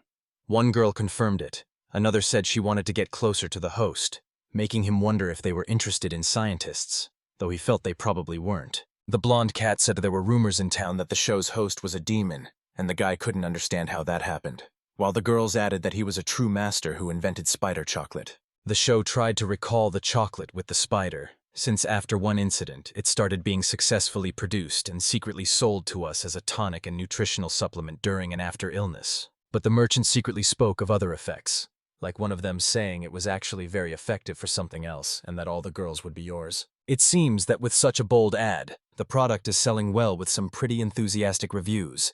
The cat girl said that Nim mentioned the show host was kind. The workshop master also invented a pump, uses it every day, and now her work is much easier. The man said he was glad to hear that because he used to work for his master, but drawing water from the well was very hard. The girl kept saying it over and over, but still didn't understand why water was flowing from the pump, and another person agreed, saying it was strange. And the girl decided to ask the show host if he was going to do something amazing again. Then Nim interrupted the conversation and said the show's creator was thinking of making a cart that doesn't need horses, but it's a secret project. But the girls couldn't figure out how the carriage could move without a horse, so they guessed it must be powered by magic. The guy said no, explaining it wasn't magic at all, just simple logic, which surprised the girl a bit, but he quickly reassured her. He decided to set an example and said that during the show he made a toy. The cat girls didn't understand what it was, but the show asked him to reveal it. It was a toy car with a bouncing wheel that stores kinetic energy in its heavy wheel. So when you take your hand away, it keeps rolling. This machine stores energy in its arms, but instead of hands, it has a motor or something similar, and instead of 4 wheels, it has 2. So I was curious how it would move. Then he set it running across the floor. He let go of the handle and said that's how it moves. His invention rolled across the floor and immediately caught the girls' attention. The cat girls immediately rushed to the typewriter, surprising the boy, then started tearing up the room and jumping under tables, all because they were trying to catch the machine. The host spoke to the girls to calm them down, and then Nina stepped into the hallway, confused about what was happening. The cat sat awkwardly for a moment and said their bodies were acting on their own. Nini explained that's exactly why they weren't working, but Sho couldn't understand what she meant. She said they wouldn't be able to do their job if they kept jumping on people, and that if they were on alert and a rat suddenly appeared to distract them, they'd get hit. The dog suddenly remembered something and said that, by the way, Nim didn't attack me. She just wagged her tail a little. Nini said it was all thanks to her training and that she was proud of her. Later, as they walked between the shops, Shaw thought he might buy some spices too. When they reached the shopkeeper, Shaw remarked on the unusual selection, and the shopkeeper turned to the customer. I thought he was an expert and wanted to be sure. Plus, he said he had rare ores. After that, he handed him a stone and said that, although it looked like an ordinary rock, that's exactly what Sho had in mind. But that's not true, because if you hold it too close to the knife, the rust instantly sticks to the blade.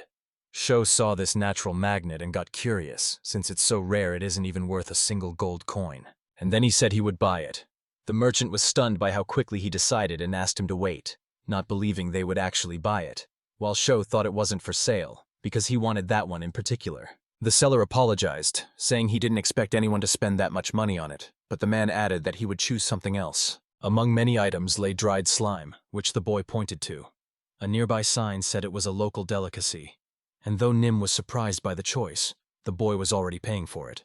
The guys were already in the workshop of the show, and Nim decided to approach the showmaster because she had bought many things here, while the guy unpacking the bag looked at her in surprise. He remembered wanting to cook something, and when everything was ready, he suggested making a meal, which the girl gladly agreed to. There were many gear-like parts on the table, and when the man turned around, Nim was already peacefully sleeping in bed, so he went back to work. Finally, the guy loudly announced that everything was ready and took out the whisk, or rather, a hand mixer. It works like a toy car.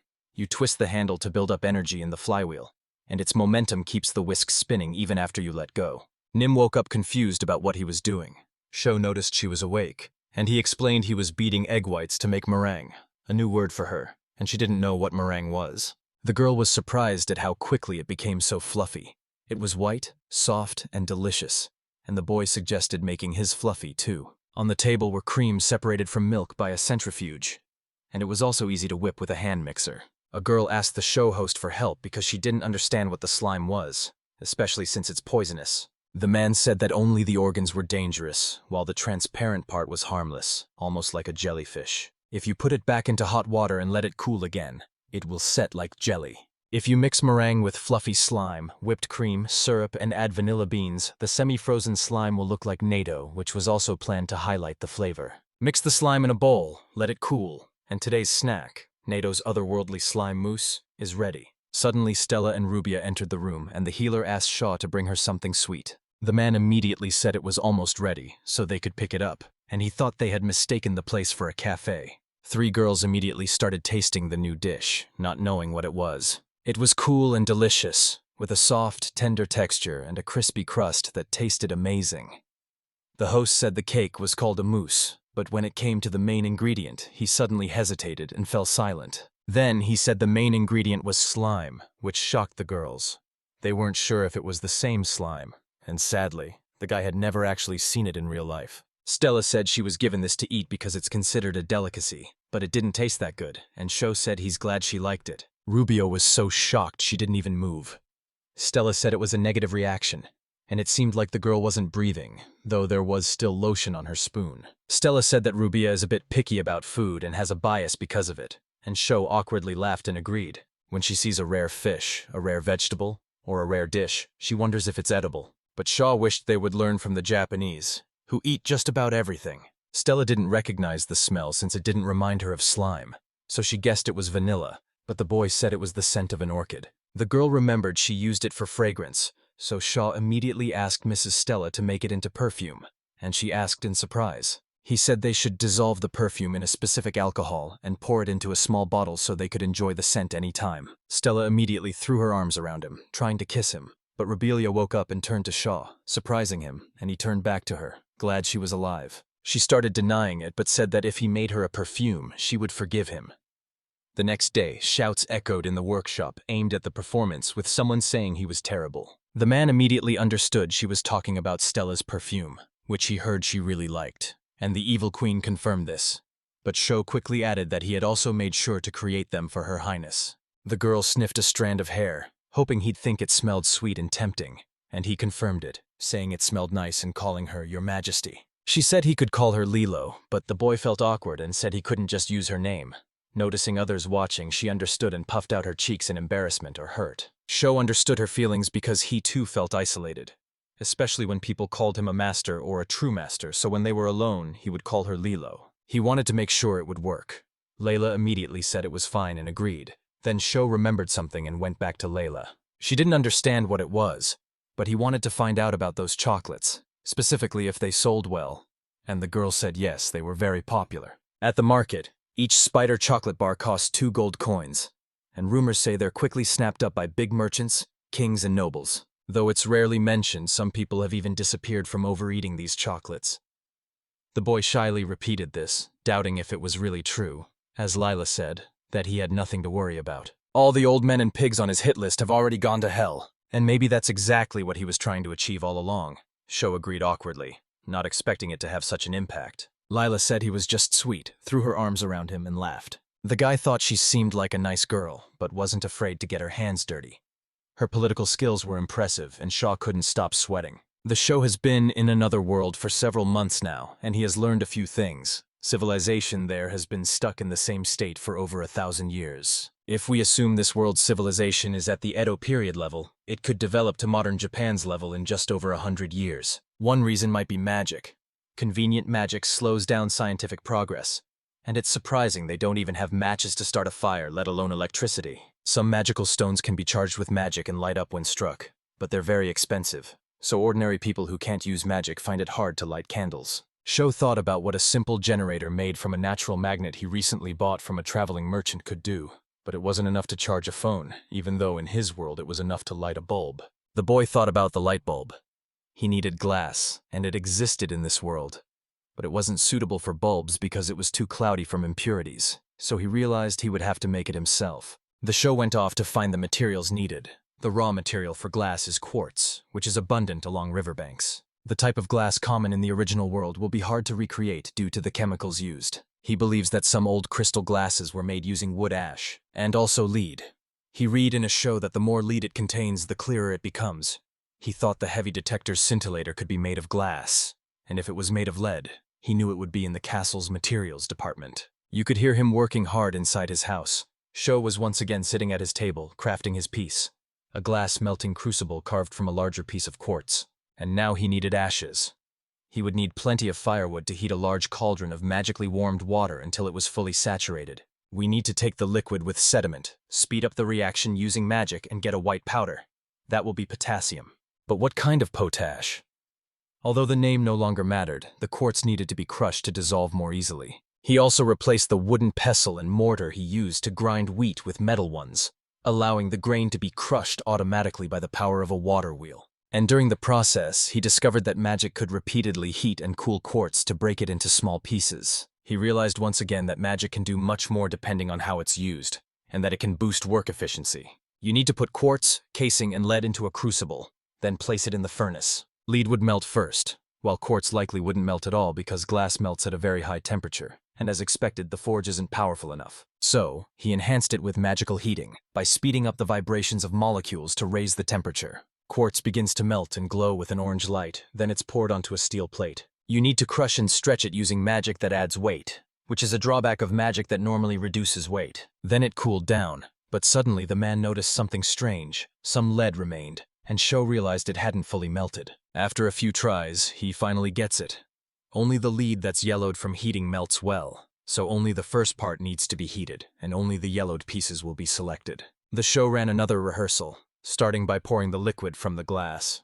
The young man carefully thought about what had happened and finally smiled, knowing he had succeeded and now had a clean glass. It has a few impurities and is a bit uneven, but it's not bad. He thought it could be used to make window glass or even simple dishes. Glass usually cools and hardens quickly, so it needs to be shaped fast, but with magic, he can keep it at the right temperature. Glass has so many uses that it would be great to have a special furnace, and he was eager to create something original. Remembering he needed a light bulb next, he decided to try glass blowing. They use a mixture of iron, bamboo, and castor oil for glass blowing. He placed the glass mixture in the furnace, started twisting the bamboo stick, and blew into the tube. He spent several days crafting glass. When the unfinished light bulb started to melt, Sho realized it wasn't easy and tried to figure out the right way to blow it, thinking it was all about adding and subtracting. The boy started blowing into the tube again, trying to make a light bulb while the sun set. He had been working on the glass for days, but Stella and Rubia didn't understand what it was. Stella looked at her reflection and found it strange, as it showed an elf staring back at her. Ruby turned back to the show, puzzled by the boards and noticing the glasses there that seemed like an invisible shield. Sho turned the corner, saw Mr. and Mrs. Stella, and started explaining that he had slightly improved the glass. He also explained that it was a glass mirror, and they could clearly see themselves in it. Stella was completely shocked and amazed that it was her. The host said they were just in time because he wanted to discuss something with them.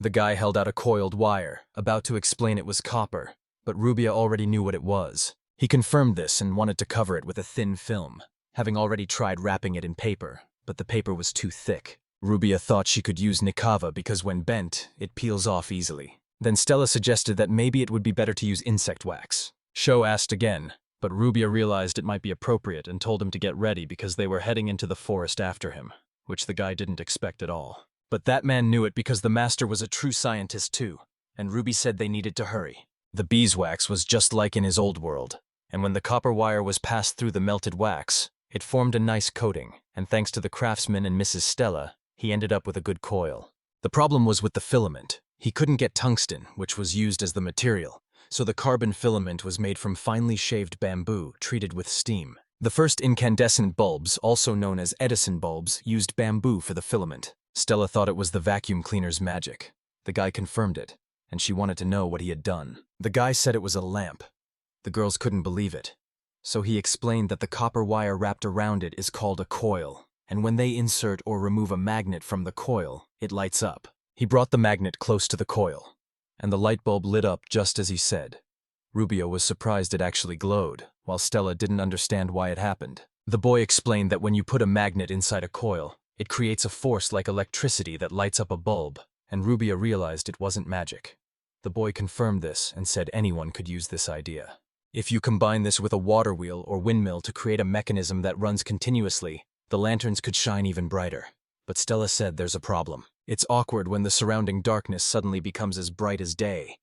Sho turned red, asked Mrs. Stella not to put him in an awkward spot, and while trying to get rid of the persistent girl, accidentally knocked the magnets off the board.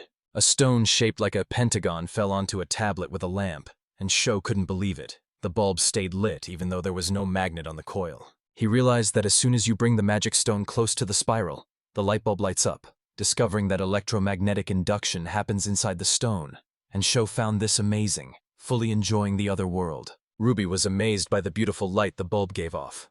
Stella thought it was the same power as an electric shock, while Sho had heard that magical stones can both store and release magical energy.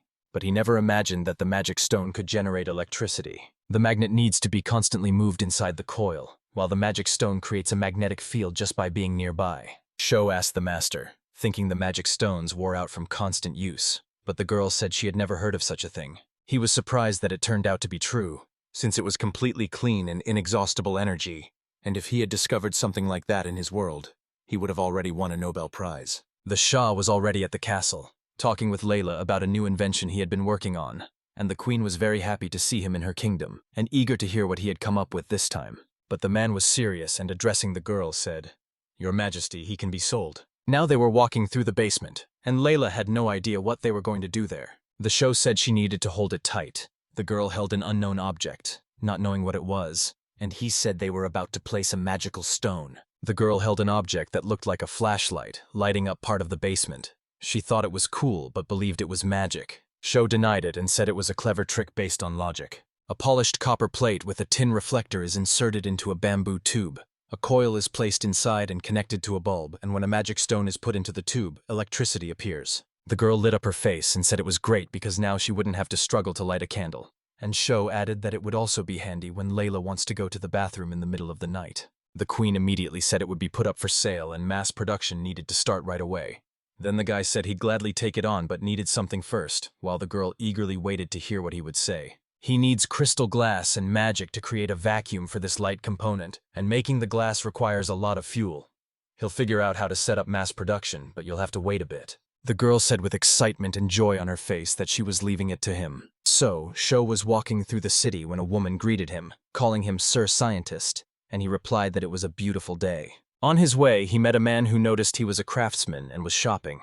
After confirming this, the man told him that here were the newest and best swords. The man looked at his sword and said he forged it himself, made from scraps of metal he recently bought, claiming to be a great master but admitting he couldn't do it all alone since only dwarves know how to craft such swords. The merchant said he'd appreciate visits from time to time, and Sho laughed, promising he'd definitely come back, also glad for the nice weather. A young man stretched and walked down the street, passing a few alleys in silence, while a strange feeling began to unsettle him and wouldn't let go. He didn't understand what was happening, but felt someone nearby. Suddenly he realized he was being watched and begged them not to say the gangsters had come to seek revenge for what happened last time, unsure of what to do. Sho noticed that the same guys who attacked Mizuki were following him, but they might not catch him off guard because there's a classic trick to lose pursuers. The man ran as fast as he could and disappeared around the corner, waiting for his pursuer to reveal their true face. But suddenly the girl tripped over his legs and fell hard on her back. Sho was surprised to see it was a child, and they silently stared at each other. Then tears streamed down the girl's face as she cried loudly, while the boy begged her not to cry and insisted he hadn't done it, since people were starting to notice them. Nervously rummaging through his pockets, Sho finally found a candy and handed it to the girl, saying he would give her something sweet. The girl said that Maria warned not to take things from strangers, and he realized that if something like that happened in his world, he would immediately call the police. Thinking she didn't know him because he was the castle's lead scientist, the girl said she did know him and that he was the show's host. And he sighed with relief, realizing she truly recognized him. If she knows who he is, then he's not a stranger, and he always brings something sweet for his friends.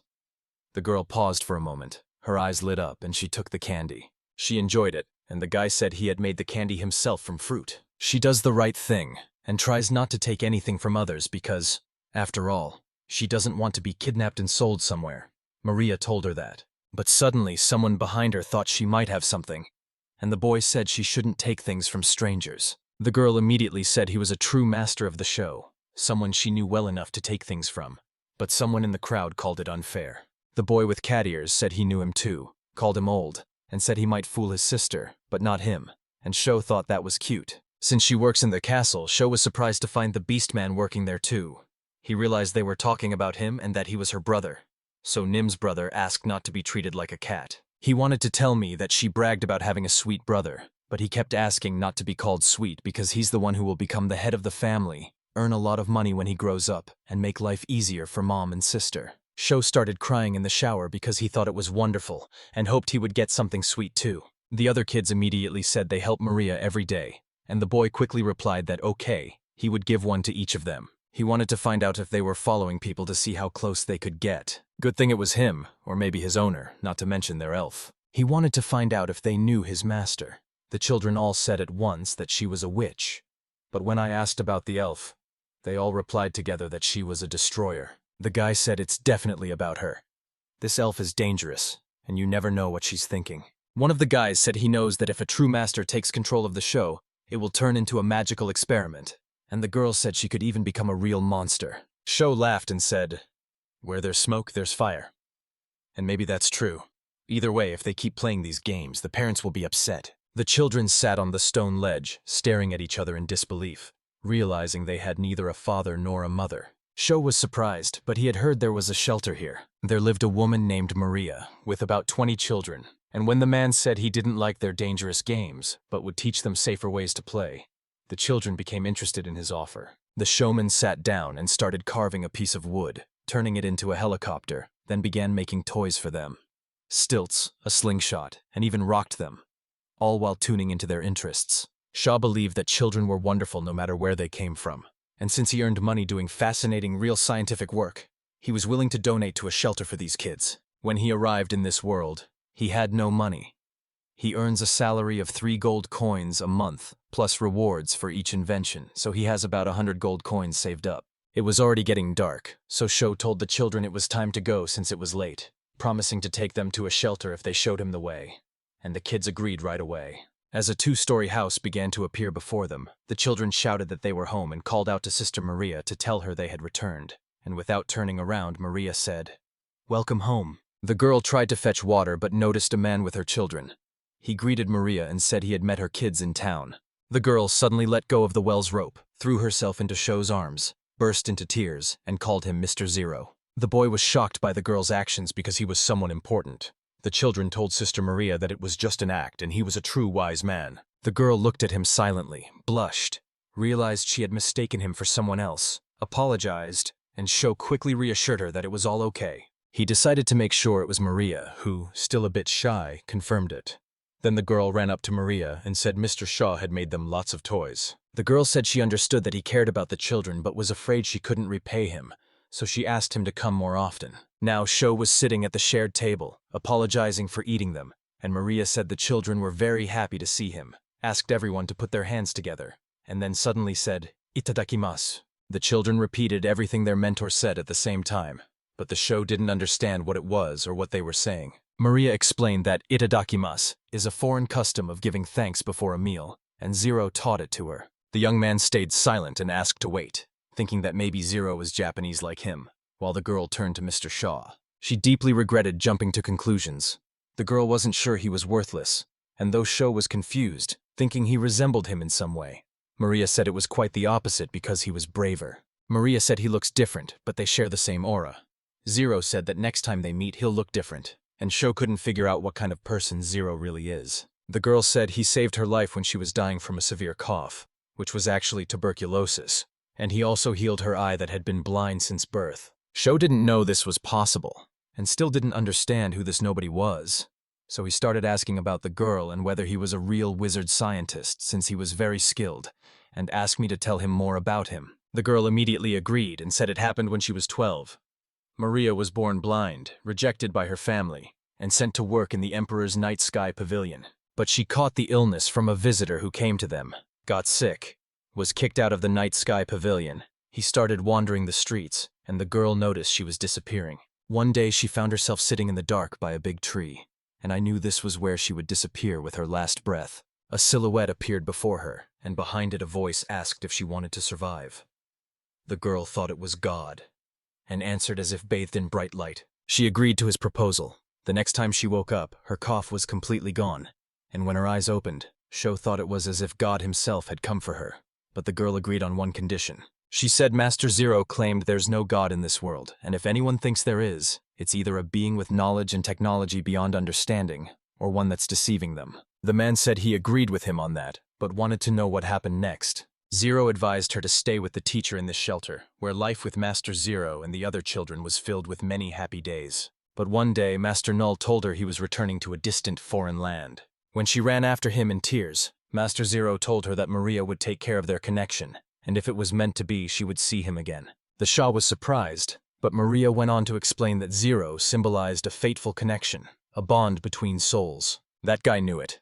This nobody was probably Japanese, and Blaha, meaning someone besides him, had also come into the world. Believing she would one day meet Master Zero again, she decided to cherish their bond when that time came. The girl said the teacher died 2 years ago, and she hoped this time he could pass on his connection to these children. Sho was silent, then turned to Maria and said he wasn't a man named Zero, but he would do everything he could. The guy started laying a water pipe that would bring water directly into the house. He gave the kids water guns, and Maria got a brand new flashlight. The girls at the table were amazed. Shaw handed the girl some coins, and through tears she thanked him for his kindness, not knowing how to repay him. He hired a carpenter through Russell to fix the job. He was surprised when he was paid 80 gold coins for the job. But for the hero, safety was the most important thing. Suddenly someone bumped into Shaw, and he fell down. The boy's face was close to his chest as he began to examine it, noticing they were bigger than the master's, and the girl said he was bad.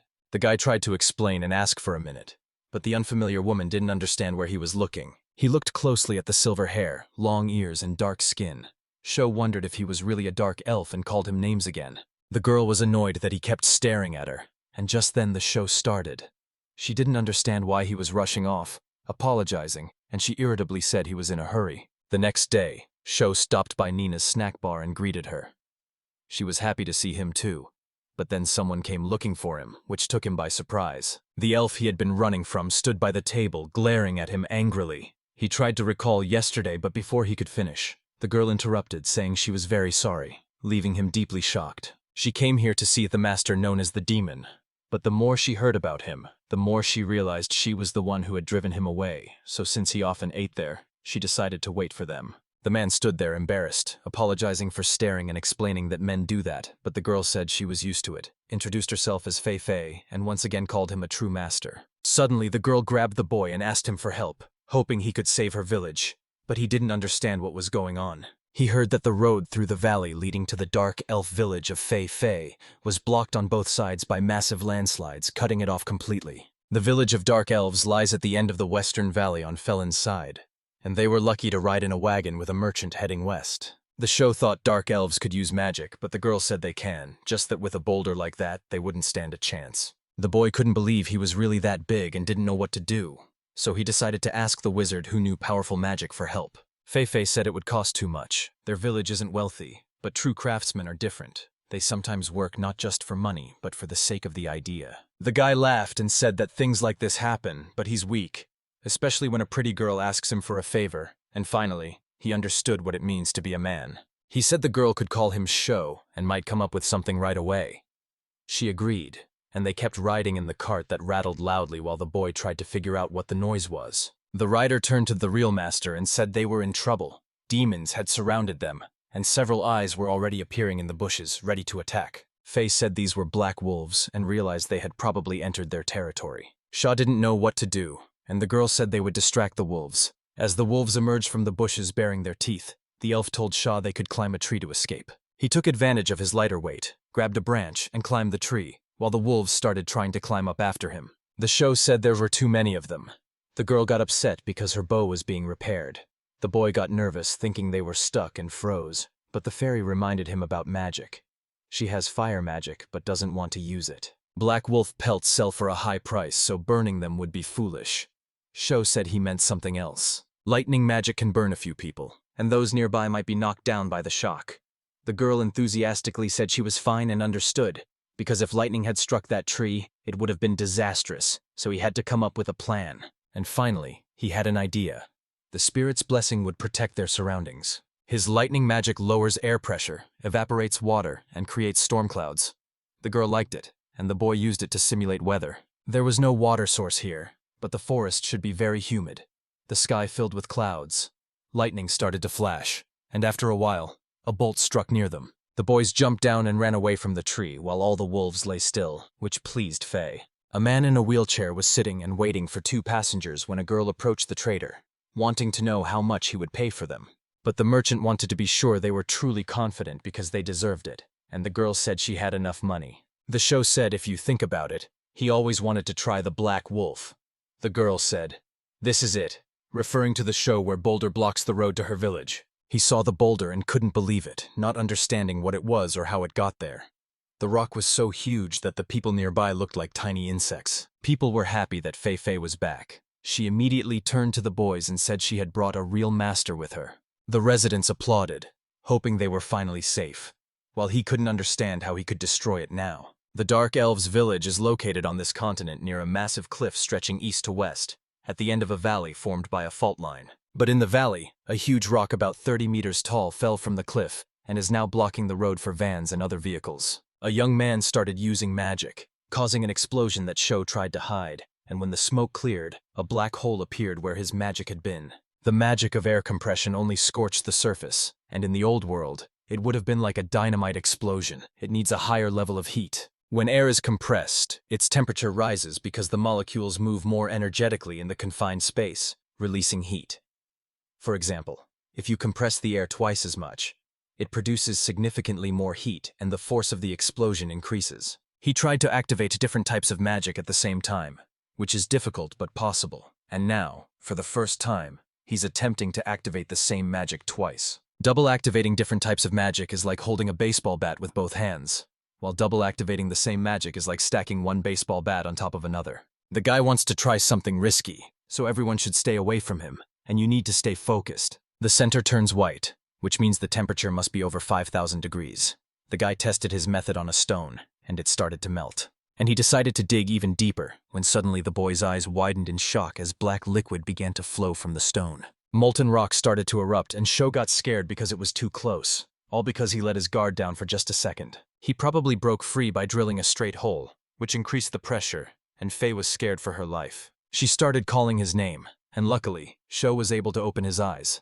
The girl wanted to make sure he was okay, and he apologized for running out of magic, while she knew Sho would have trouble because of those boulders. If they don't tear it down, they'll just clear the way for the carts. Sho thought his magic would get him through, but it's a special kind of magic that can only be used twice a day, so it might take some time. The girl happily said that it was nothing compared to the time they spent honing their skills. The Sho tried everything to clear the path. The stone cracked, but not all the way through. If you insert the double compression sleeve horizontally, the lava will shoot out and cause a dangerous explosion when released, so move it straight in, then slightly down and back, straight again, then slightly down and back.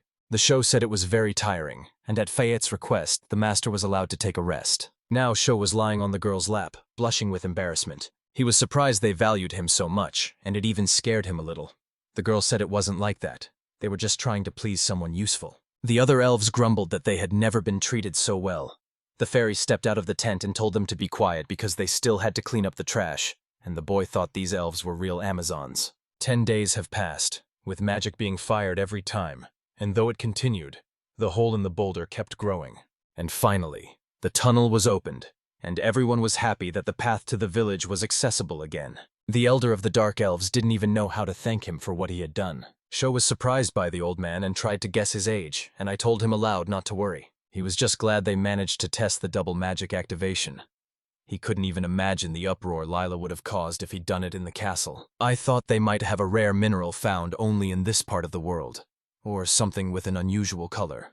But one of the girls said she saw black stones, so the guy asked again, thinking they were obsidian. The girl didn't think it was obsidian because it crumbled, and the fairy said she couldn't understand how such a fragile stone could be useful. Sho wanted to see him and find out where he was told he was on the rocky wall at the entrance to the valley. The guy wanted a tour on the way back, and the girls agreed right away. Fate said that Sho was a benefactor of their village, and she will confirm it. A limestone hill appeared before them, and the girl said the stones were right here. The elf said this sphere is made of black stone, but it's so fragile it crumbles easily and isn't even suitable for an arrowhead. The man realized he needed to be sure, so he started tapping and, after chipping off a small piece of stone, wanted to confirm it was exactly what he thought. A man stacked stones and tried to set them on fire, and the fairy was very surprised that this type of rock could burn. But the man was glad that Ugolki exist in this world, seeing them as a true path to the Industrial Revolution. But the elf was surprised that the stones were burning and thought it was magic. The boy explained that magic fuels the fire, but this stone burns on its own, solving the fuel problem instantly, and it could even be used to power a steam engine. In any case, he will take the sample to Her Highness and report everything, while we gather people for the investigation. The girl regretted having to walk so far as it was getting dark. The boys said they would stop somewhere for the night, but she wasn't ready to turn back yet and said they had stopped in a field. The Sho was shocked by the response. Fife said they were always here and told him not to worry because they were elves. The guy said it wasn't about that. He just didn't think there'd be a place for him. The elf said that sure, it's a mess here, but he could stay the night and she would cook for him. That morning, Shaw stretched while sitting on the couch, his back aching. After some morning pull-ups, his attention drifted off to the side. The fairy was sleeping quietly, so the boy decided to quietly slip out of the room. The queen was a bit upset with him and wondered where he had gone, then realized he had traveled to the Dark Elves' village, confident it was a cozy place, and in any case she hoped for good news, while the man gladly agreed. He placed a few pieces of coal on the table. Layla looked at the stone, puzzled, and said it was just a black rock. Now they were in Risail's workshop. The man thought they meant this stone could be used as fuel, but the queen realized it wasn't a magical stone. The man confirmed and added that it wasn't a magic stone and contained no mana. Sho asked to take a look, then started pouring coal into a special device and lit it up. Lila thought it was amazing, and Razil said this thing had incredible firepower that would help solve the fuel shortage. The show explained that by steaming and roasting the stones in a furnace to remove impurities and turn them into fuel called coke, they can process more iron than before. But there was one problem: smoke pollution, as burning coal released smoke and soot that spread through the city and threatened people's health. During the Industrial Revolution, coal smoke claimed many lives, and the richer a country becomes, the more serious this problem gets. Lila wondered what he thought about it, and he said, of course he was thinking about it. When smoke gets into water, the soot and toxins dissolve. The problem with coal smoke is that it contains hydrogen sulfide, which dissolves in water, and the girl was worried about what it would do to the water with poison in it. But there is a solution, like throwing insects into the water. Insects are creatures that feed on dead matter and sludge, playing a crucial role in keeping rivers and canals clean in a world without sewage systems. We need to consider the number of insects, but they believe they can handle it. Lila understood everything. Razil thought it was a good idea, and the girl suggested sending a team of researchers into the coal mines. To open the mine, we need to build roads, clear forests, construct bridges, and also lay down a railway to transport the coal, so there will be a lot of work ahead. Stella caught the girl's attention and said that Sho was back, making the guy immediately turn to the master and Stella, confused about what had happened. Rubia didn't understand where he had been for 10 days without telling her, actually his master, and he said he had business in the Dark Elves' village. The girls were very surprised when they heard about the Dark Elves, but the boy didn't understand what they were. The girls thought he went there just to look at big breasts, since Dark Elves are supposedly known only for that. Sho said they were wrong because he helps them solve their problems. The master understood, but couldn't decide what he liked more, her breasts or the Dark Elves. Sho replied, of course, it's his master's breasts. Rubia was now wondering how he came to such conclusions, and I realized he had something to compare it to, as Faye entered, wanting to ask Shaw why he was taking so long, and everyone looked at her with irritation. The most interesting part is when the elf and the dark elf met and were surprised by each other's appearance. Sho felt awkward and said it was one of the 36 strategies. The best way to escape is simply to run away, the girl said loudly and with hurt, and he shouted back, goodbye. Running between shops again, they stopped at a spot that suited them, and Sho caught his breath after the long run, soon realizing that elves and dark elves just don't get along. Fei explained that dark elves have a legend saying they and the regular elves share common ancestors and once lived together in the elven world. But they couldn't get along, and their conflict destroyed their world, so they all came to this new world on the condition that they leave their old civilization behind, and Sho was deeply moved by the depth of this story. Suddenly they stormed the show, shouting that everyone needed to run. People were fleeing the city, yelling that it was dangerous and they had to get out fast. One of the residents stopped and asked the show host for help, tears in his eyes as he told the story of a demon who had kidnapped his child. Sho was very surprised and looked toward the direction where people were running from. A boy from an orphanage was hanging from the paw of some creature, calling for help, while a huge demonic being stood there with leaves swirling around it. But the people below were asking someone to help the child.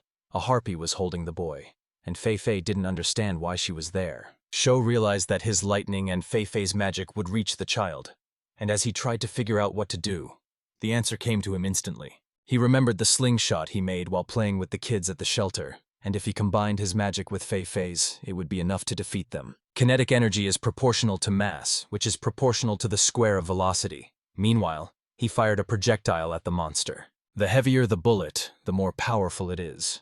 But if magic reduces its weight and increases its speed, its power will grow even more, especially if the magic is turned off just before impact. Shaw was sure he could cut the man's head off, and the man realized he needed to shoot him again. And suddenly an arrow struck the monster right in the heart, leaving the boy amazed. Russell held the bow and called the monster a filthy creature, shouting at it to let the boy go.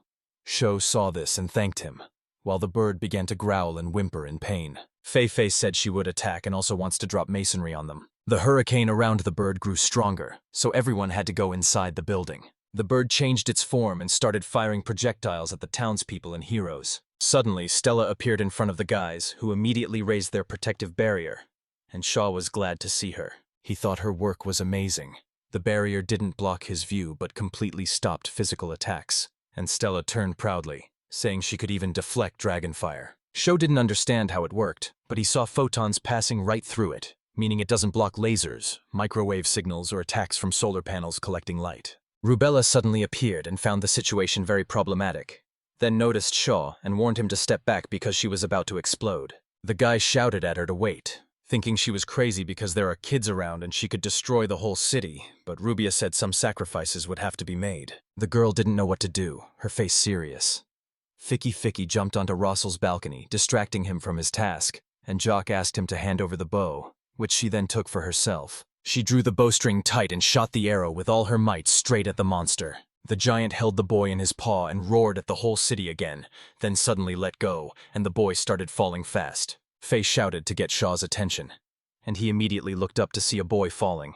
He ran toward him as the boy neared the ground and finally decided to use his power to reduce the boy's weight. Shaw caught him almost on the ground at the last moment and immediately started jumping on the window. He reached the door and the girl in just a few leaps, and she was so surprised she fell silent. The guy immediately asked her to take care of the child. The girl got scared, trembling as she took the boy in her arms, tears welling up in her eyes, and she looked a bit lost. The Shaw urged her to come inside quickly.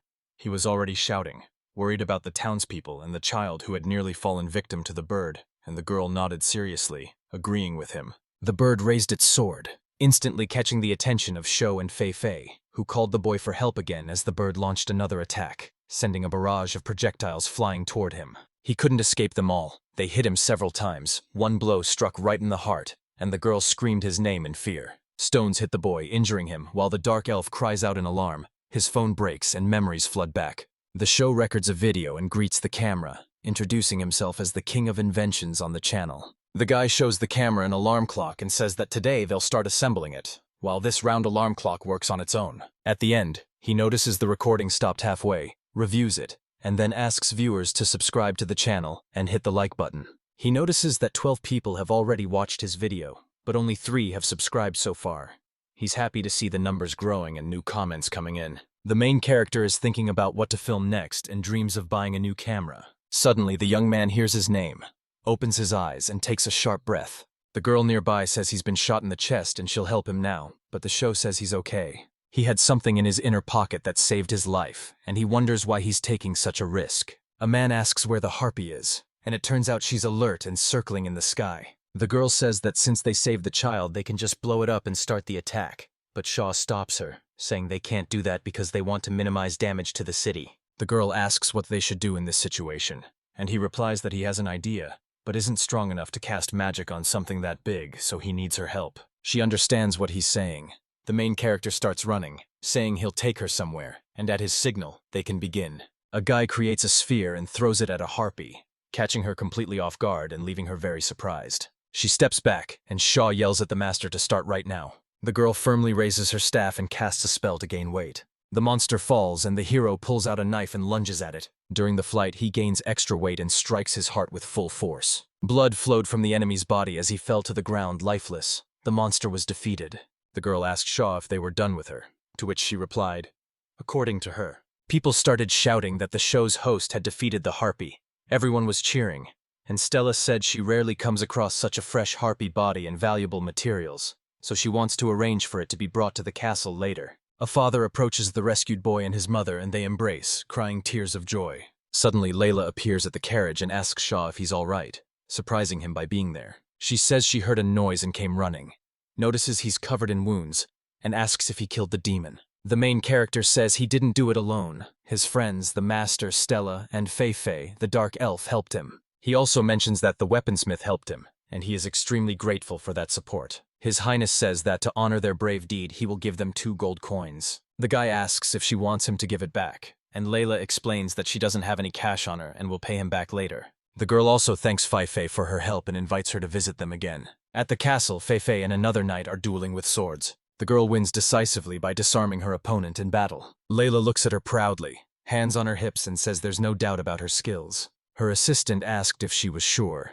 since dark elves are unreliable. To which she replied that it was true, but added that although they knew about the village on their land, dark elves were not official inhabitants of the territory. However, they are ready to hire the best and brightest. And the girl responded that she had heard they had done a lot to protect the show and keep the city safe. She says Mizuki just left for the Empire and might become her escort.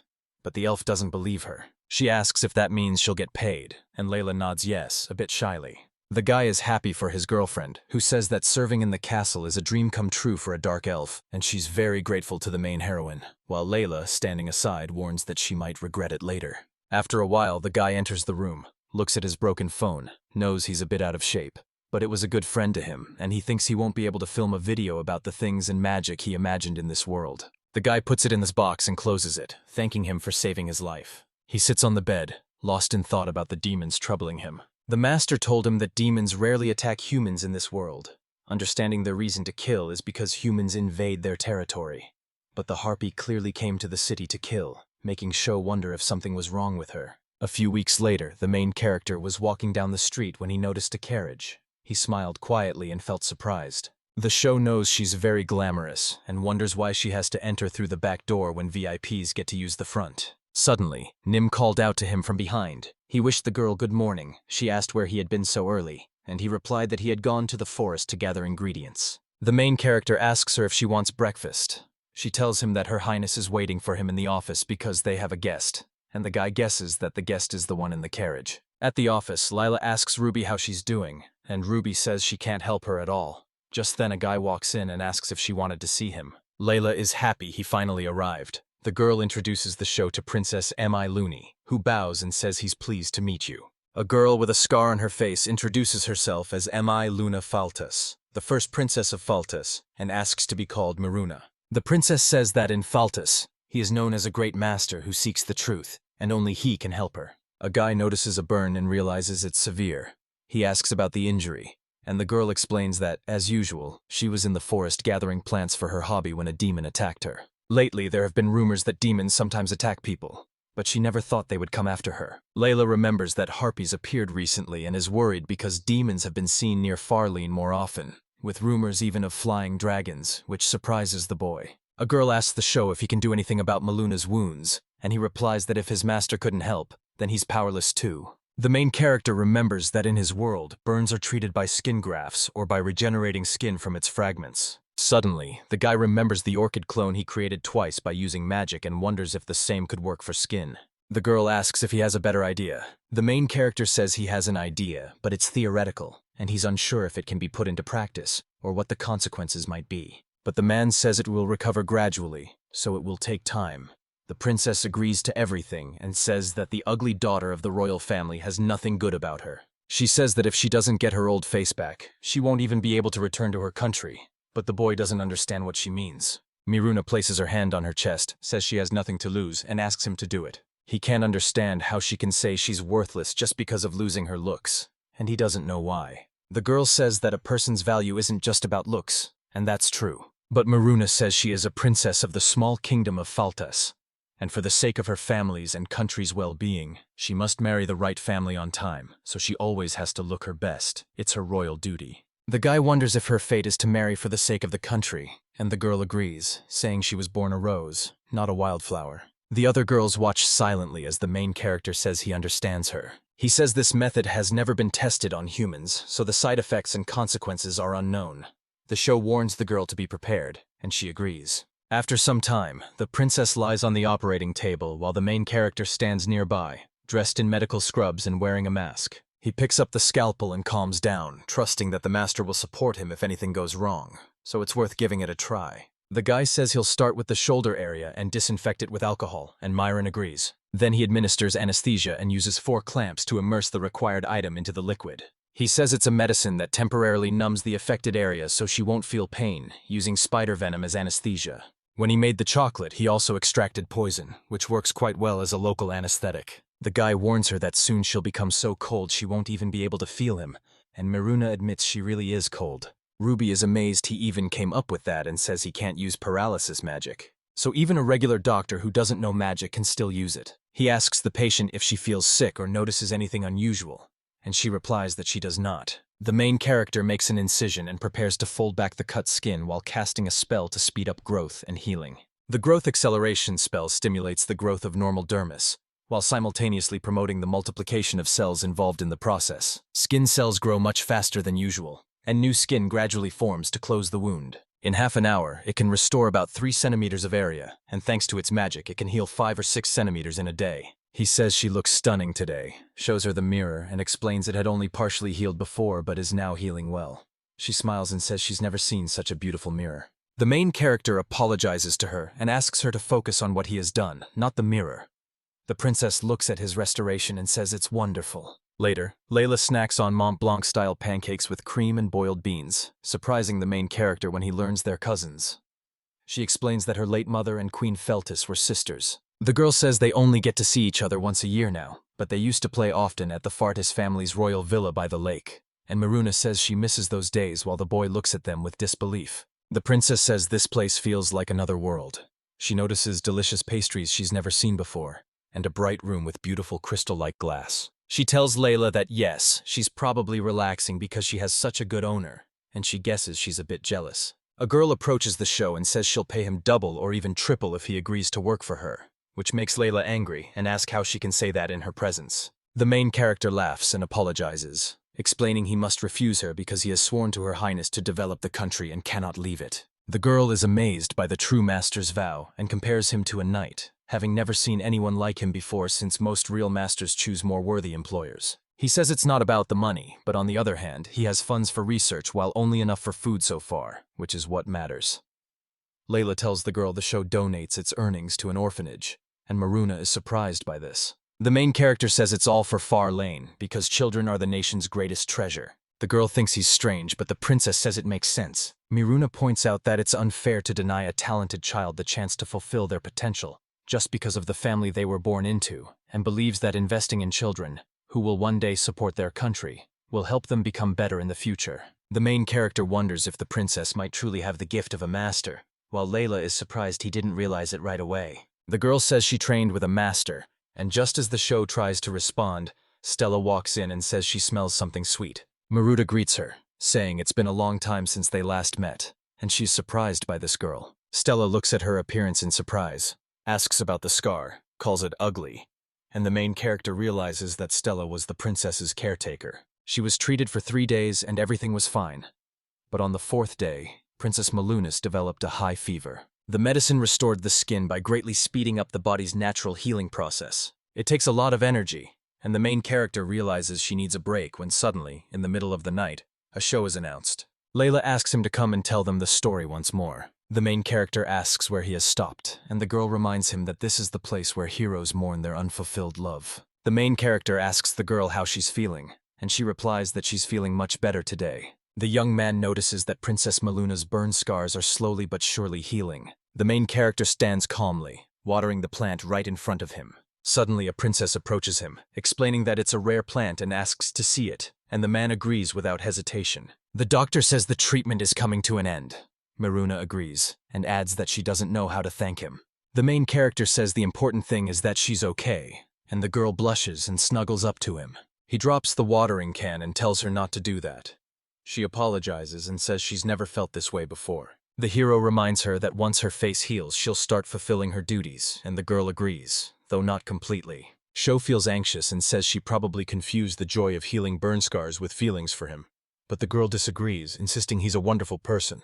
Princess Maruna says she's not right for him, and she's right. She asks if their lives would have been different if he had met her before meeting Layla, and he replies no, adding that he owes not only Her Highness but also the master, Stella, and everyone working in the castle. The girl asks again, still confused, and the main character explains he meant Miss Ruby, who saved him when he got lost in the forest and helped him become a true master. He also says that if it weren't for that, he would never have met her. The girl, feeling sad, laughs softly and says she wishes she had been born a wildflower instead of a rose. The princess turned to leave and finally said that her parents would come for her next week. The main character is surprised that the king and queen will visit in person. She says she told them her burn scars are healing well, and now they want to see her and him. The main character smiles and says that in that case, he should show them her beautiful face, and the girl turns to him, smiling through her tears, and agrees. A week later, Marota's face had healed, and King Faltus and Queen Eliza expressed their surprise. The man calls it a miracle, but the woman says she doesn't believe it. The princess herself tells them that it was Sho who healed her face. The king shook his hand and said he had performed a true miracle. The boy was surprised and confused. He says it's not a miracle but a healing fully explained by reason and magic, and also the result of the princess's strength in enduring harsh treatment. The king wants to thank him for saving his princess from great danger, and the hero replies that even the masters bow to the king. The man replies no, thanking him not as a king but as the father of his beloved daughter. Fultus bows his head in gratitude. After a while, the main character shows the queen and princess his workshop, telling them they can look around while His Majesty's meeting with the queen wraps up. A woman approaches the show and asks if the magic that healed her daughter can work for others too. She touches her face and mentions she recently got wrinkles at the corners of her eyes. The main character says those are wrinkles and adds that since he's already fixing the sagging under her chin, he can handle this too, and the woman is surprised he can do that. He tells her that compared to treating the princess's burns, this is much easier, so Shaw suggests she give it a try, and the woman happily agrees. King Faltus and Layla wrap up their meeting. The man says they had a short but productive time together, and the woman suggests they're busy since they've already decided to leave. Feltos turns to his wife and says it's time to get ready and go, but then he suddenly notices how she looks. He asks Eliza what happened to her face, and she laughs, happy that he noticed. She says she decided to try the local craftsman's magic too, and the man, surprised, asks if it's a youth elixir. The main character explains to him that she's still the same age. He just stretched the wrinkles on her face a bit, and after a while they'll go back to normal, but he can't understand how it happened. But the king says his magic will surely impress the women, and soon rumors of his magical healing spread quickly among the kings and nobles across the continent. When the princess regained her beautiful skin, and the queen looked younger, requests and offers started pouring in from ladies and royal families. The main character performs surgery on a woman and says he will now freeze her skin. Day by day, wrinkles and sagging disappear, but the show isn't satisfied, and he nearly cries, feeling he's not a cosmetic surgeon. Layla and Sho are drinking tea.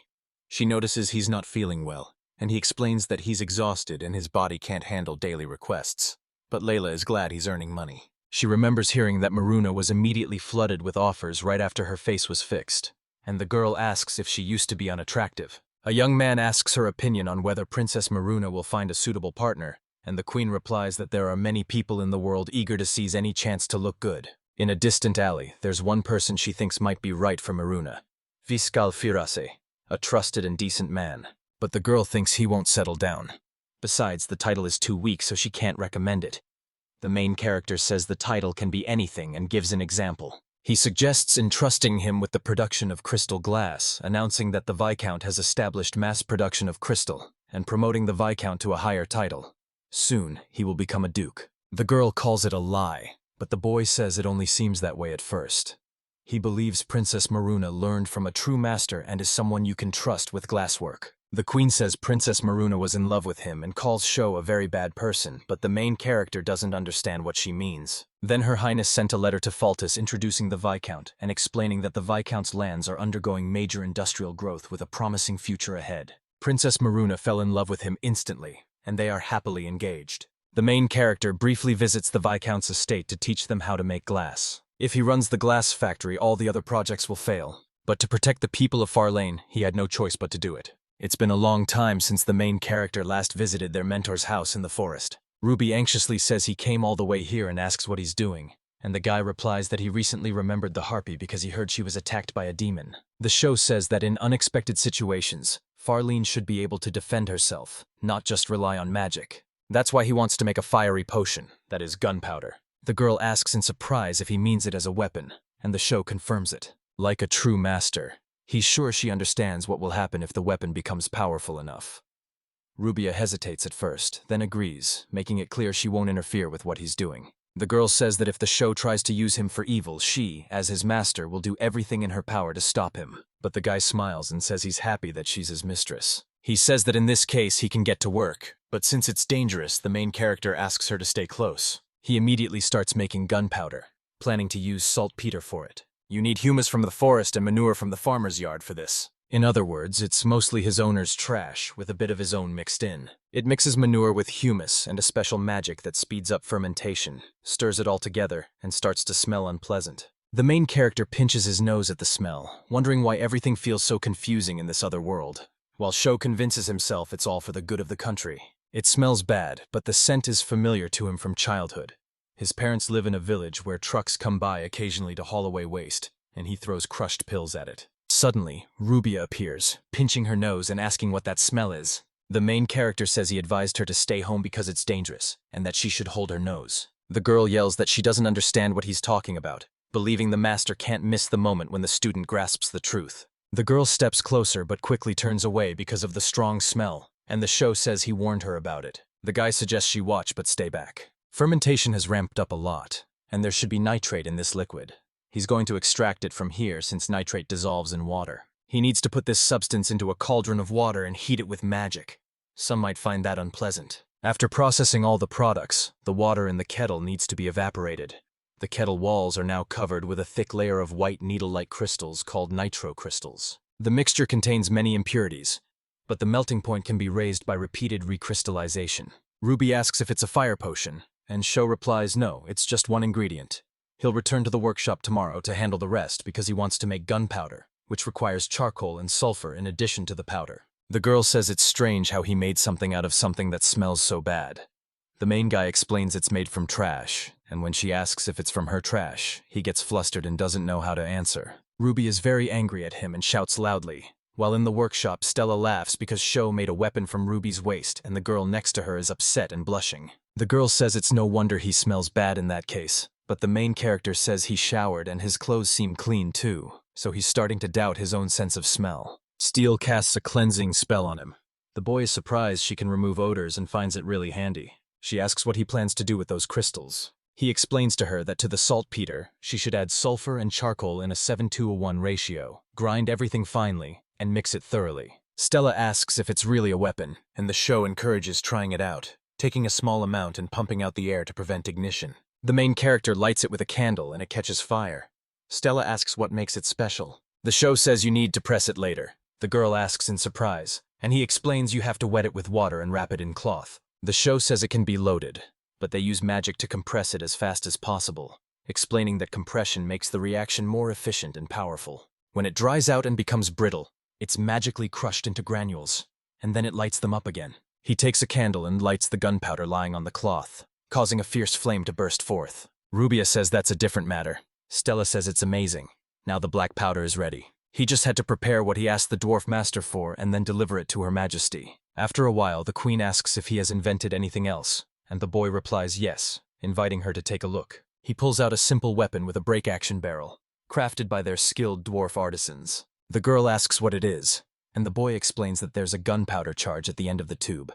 Then he places a lead bullet on top. He shoots at the mannequin, and the bullet pierces the armor. All three girls are surprised as he explains that the lead bullet flew out and pierced the armor. If there's a person inside the armor, they can pass through the body and even hit demons with thick skin. Layla asks if it's magic, and the Sho replies that no, it's not magic, it's science. A girl wants to find out if even untrained people, like villagers and girls, can use this thing to shoot and defeat monsters. The young man agrees, and the queen, resting her chin on her hand, thoughtfully says that this truth is frightening. Suddenly, the main character laughs and asks what they are afraid of, saying she'll find a use for him, leaving the girls confused. The queen tells him not to joke about her, and the Sho complies. The main character says that weapons and gunpowder won't be sold because they are needed to defend the country if necessary. Gunpowder can be useful in everyday life. It's used to break rocks, speeding up coal mining. Stella says that if this thing spreads across the continent, it would be like opening the gates of hell. Nobel invented dynamite for construction, but it quickly became a weapon of war. The history of the old world shows it can't be used for peaceful purposes alone, and the main character doesn't want this world to repeat the same mistake. Layla agrees that if this falls into the hands of someone powerful, it could spark a war, but after the Harpy attack and the incident with Maluna, she realizes the demons are becoming more active. These are troubled times, and attacks on townspeople and villagers will begin. The girl realizes that as royalty, they must be ready to protect their people in these hard times. She entrusts the main character with making the weapons, and he says he understands. Layla believes this information must remain completely confidential, like a state secret. He decided to make gunpowder on his own in his free time, but mass production with others is a bad idea because it could lead to information leaks. Since Her Highness gave him a secret budget, he decided to buy animal manure as raw material. believing it would greatly boost production efficiency. Their supplies keep growing, but you have to be careful with black powder because it can ignite from friction or static electricity. They keep it moist and spread it all over the castle. Then when the time comes, they simply dry it with magic. Then he decided to make another weapon, and after some time, they tested the anti-aircraft gun at the range, which exploded right after firing. Kaka and Tika say it's awesome. They're Chika's twin brothers. The guys are former hunters with sharp eyesight. Keka says it's because of their good vision, and Tika agrees he'd do the same. They can identify animals from 1,000 kilometers away, so they took a defensive stance. The main character jokingly notes that they're already very close, while Layla happily asks how far he can fly now that he's gone so far. Kaka thinks he just flew past 400 stops and says that if he aims a bit higher, he can fly past 32 more. They have a perfect parabola in their heads, just like the formula demands. The show believes they have great talent, and the queen says she didn't know all this was possible without magic. They ask if they can use this tube and magical dust to harness the same power as magic. The main character agrees, saying they won't tell anyone about it, and also mentions that they don't need to take the powder with them, which the guys agree to. Layla turns to the Chick brothers and tells them they're perfect for the job, and from today on, they'll be working as shooters on the show. The girl says their salaries will be raised based on their work. The brothers thank her, and Layla orders the main character to continue developing the defense weapons. The girl says Rasil was upset to learn that the main character had been so busy lately he hadn't visited him, and Sho feels awkward and admits it was an uncomfortable situation. She says that excavations are ongoing in the coal mines and craftsmen's workshops, as well as the construction of roads and bridges he assigned them to build. She also says there won't be a celebration showcasing their inventions anytime soon, and they ask him why he hasn't visited them recently. The guy agrees and says he'll definitely do it, while the main character smiles and says it's time to get ready for the festival's big event. The main character says in surprise, standing before the massive column, that it's huge. It came to see the blast furnace in the castle workshop because it was already ready, and the show calls it amazing. The main characters demonstrated most of the mechanisms, while Mr. Russell and the dwarfs used their knowledge to complete the blast furnace. The man says the most amazing thing is that he taught them how to make coke. Before, raising the temperature required magic, but with this furnace, they can smelt iron without any magic. However, the blast furnace needs ventilation, and it seems they're still using magic for that. Sho recalls that in the original world, steam engines were used to pump air, and he wants to get started on that as soon as possible. But building an external heat engine or an internal combustion engine takes a lot of work, and even understanding the principles, they would have a long way to go before they could actually put it into practice. The show believes that Russell and his team can build such an engine if they learn the basics. But even then, they'll still need at least a working model. Suddenly, the person next to him turns to Shaw and thanks him for his hard work, saying everyone is working diligently, and Riesel agrees. He says that a trolleybus line was built inside the castle, making it very convenient for transporting coal and cargo. The man says trolleybuses will be widely used in coal mines. The boy is happy that everything is going well, and the man agrees that this is the start of a new era. Roads and bridges were built to reach the mines, where coal was delivered in 2 or 3 rail cars at a time, as the demand for energy kept growing. The city is coming alive, and it seems more people are learning about its growth. Our main character walks down the street and notices something. He wonders what this grand building is when a young man approaches him and asks if he is the owner. The man is happy they got lucky meeting the master. He pushes the main character inside, saying he has a great product. He barely has time to understand what's happening when someone asks him what kind of store this is. Noticing the man's fearful look beside him, he thinks to himself that this must be a dangerous place, which is why he's scared. A man asks what kind of servants he prefers, and the main character is surprised that there are servants here at all. He remembers the level of civilization in this world and understands that seeing servants here is completely normal. The main character didn't notice this right away because he wasn't in the castle. Her Majesty hires as many servants as she needs, paying them accordingly.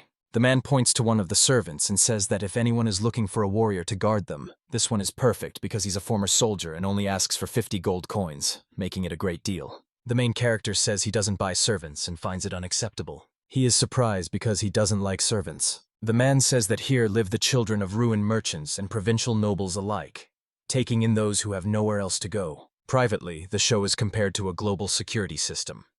The man says that eventually someone will buy them, but the servant will be lucky if he's the one to do it. The show declines and thanks them. The main character is about to leave, but another man with a fearful look blocks his way and says there are smart people who could help them. He also says the girls upstairs can read, write, and do math, and suggests testing them.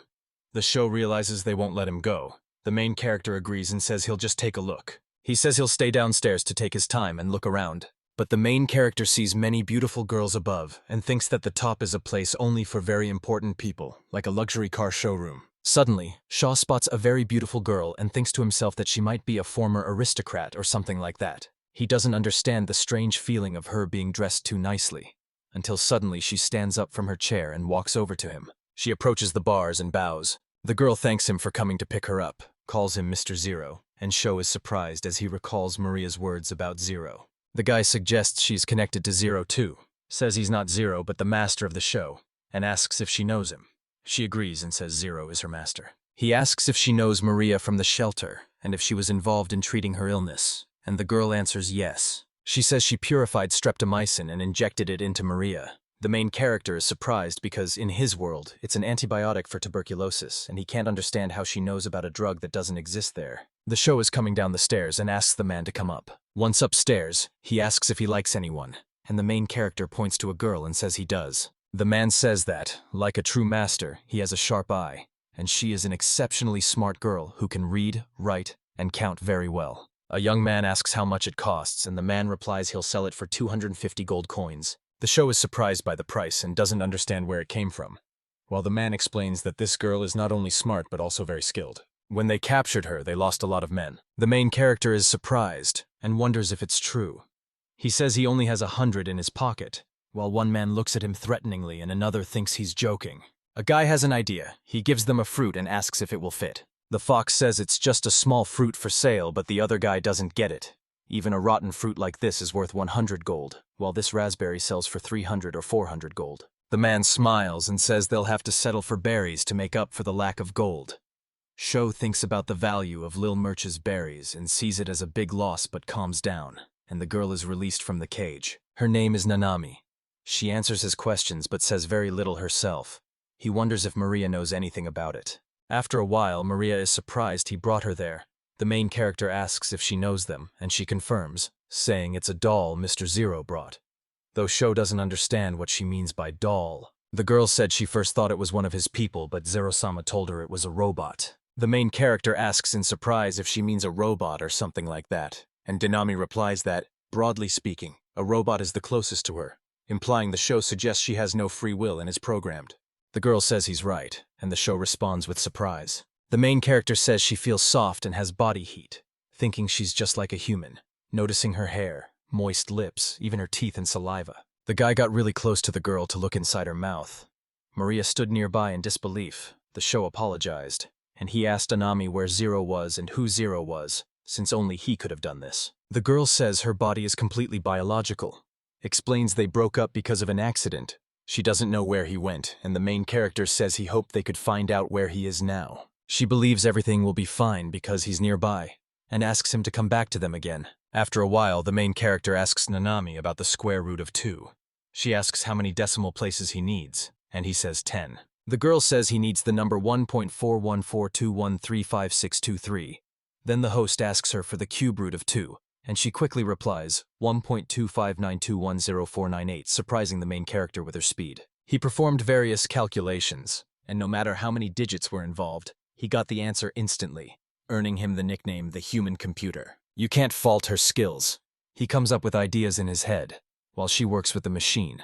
So he just made a gear by guesswork, rotary, cycloidal, and other gears that used to require complex calculations. He can now quickly visualize the designs in his mind and accurately refine them. She's a real bio-CNC machine. He thought he was being tricked, but in his world, a machine like that would cost them millions. The main character recalls a man telling him they hope to see him again. Her knowledge is truly priceless. He has the most powerful assistant Zero has ever had, and the main character feels like they can create anything. After a while, the main character and Layla got into the car and drove off, with the girl loudly saying how wonderful it was. She asks Sho if that's his carriage without a horse, and he nods, suggesting they call it a car since it drives itself. The girl likes the name, and the main character explains that since it's a machine, it doesn't get tired like a horse, and can keep going all day as long as it has water and fuel. Layla says that at first, when he brought a new girl home, she didn't know what to think. But now she sees it's a very important invention, and the guy has no idea which girl she's talking about. When the craftsmen learned about Nanami, they almost punished him, but he managed to complete the craft with great precision. Ami's arrival marked a success and revealed his full potential as he created a steam engine. This engine, as the name suggests, runs on steam. Coal is burned to boil water, and the steam passes through tubes, alternately directed left and right to the pistons, creating a back-and-forth motion. This back-and-forth motion is converted into rotational movement using a crank and flywheel, which then transfers the rotation to the wheels to set them in motion. This engine is the most famous steam machine in its world. It's a bit of a questionable invention since many parts are missing, but they still managed to create something like it. Nanami's brain designs, models, and uploads it into the machine, and all he has to do is assemble it. That's their entire workflow. The show built the boiler and handled all the small tubes himself, adding a lot of his personal touch, but the mechanism isn't very fast. It only reaches about 30-40 km/h, and the girl asks if it can go any faster.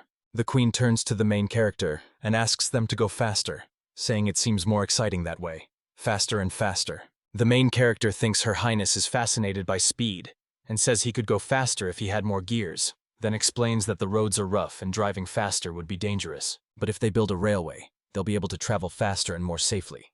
Lila doesn't understand what he means, so Sho explains it's like the railway they built inside the castle. And if it connects the country with coal mines, transportation will become much more efficient. He also says that building more railways between cities will boost the flow of people and goods, as railways played a key role in his world's industrial revolution, and he wants this world to follow their example. The show says it will take a lot of time and money, because it's not just about their country, but about the progress of the whole world. After a while, Maluna says with surprise and admiration. She says it's fun and unfair. Layla tells her that the girl should try leaving the show because it's fun, and she asks if she can. In this case, the girl wants to take a drive. She gets behind the wheel, and the main character is surprised that Princess Maluna is the one driving. Driving it isn't that hard. It's like an automatic with just one gear, no clutch, and no shifting, and Maluna asks him if Hay will sell her the car. The girl offers him 500 gold coins as payment, and the main character is amazed, realizing that in his world, that's worth 100 million yen. He asks if that's enough, and the princess explains it's not, because she wants to use it to make and sell the same thing, calling it a natural investment. The main character realizes this is very cleverly planned, feels a strong business drive, finds some details hard to grasp, but is sure she's a smart girl, and though it might take time, they'll eventually set up mass production. He knows that sooner or later he'll definitely have to leave her car behind. The craftsman was shown a steam engine mechanism made on a lathe, and he began building a steam engine in his own workshop too. The man calls it a smart design. At first they started developing a steam-powered machine to pull coal carts. It would normally take 5 to 10 years of serious research, but they built a fully functional car in just a month and a half. The day of the festival finally arrived, and Farlene was ready to showcase his invention. At the festival, the queen addresses the crowd and thanks them for coming. The girl says that before the festival starts, the person next to her should say a few words, but everyone is watching the show and he looks confused. The main character greets everyone present. Ladies and gentlemen, good evening. Introduces himself as a showman, and says he is a student of Master Ruby. He says they will now go to the exhibition halls inside and outside the castle, where they can see firsthand the unique innovations their country has created. But it was the main character who opened them and through trial and error, brought them to life. He remembers all his craftsman friends and talks about the artisans of his country, and the support they receive from the materials department. The young man says that, as Her Highness Princess Layla said, many people support his dedication to the people, and he raises his hand, asking for their love and kindness. Suddenly, fireworks explode over the castle, lighting up the sky with bright flashes, leaving everyone amazed. Although he had to hurry, he managed to make fireworks in the right colors: orange from sodium salts, white from tin, and green from copper, using a simple bamboo tube. This reminded the main character of the toy mortars he made in the workshop, where his unusual inventions began. While in the crowd, a man called the fireworks a wonderful thing. Ruby admires a beautiful painting when Sho approaches her, calls her a master, surprising her, and then suggests they step out of town for a moment. People are walking through the market. A guy hands a girl a skewer of food and asks her to hold it. Rubia, thank you. The girl asks if he's sure he should be walking like that, since today he seems like a star. The main character reassures her that everything's fine, then heads to business meetings, confident that Her Highness will take care of things. Ruby smiles and says her life has completely changed since he came along. The girl recalls how much she wanted to live a quiet life in the forest. The boy feels uneasy and says he's sorry things turned out this way, but Ruby reassures him with a smile, saying it's all okay. The girl explains to him that if she had stayed in the forest that long, nothing would have happened between them. She looks at him awkwardly and says she wouldn't feel that way, making the guy blush as he doesn't understand what she means. The girl blushed too and said she needed to apologize to him. Ruby explains that if he's as strong as he is now, she should recommend him to Imperial College for official recognition as a true master, so he can continue his journey. The girl asks if he knows why she didn't do it, and the main character, still blushing, guesses that maybe she wanted to be with him. He turns away, saying he's not interested in formalities and won't leave the far lane, with or without her, and the guy also says he needs to apologize. He explains why he kept this secret for so long. Rubia is surprised about what he was hiding from them, and though the main character is scared, he finally tells her he comes from another world, leaving her wide-eyed and amazed. Suddenly, a townsman points to the sky and asks what's up there, while his neighbor replies that it's too dark to see. Some say it's a bird, others say it's too big to be one, and a man shouts that it's coming closer. He can't believe his eyes and says it can't be true. Turns out it's a dragon.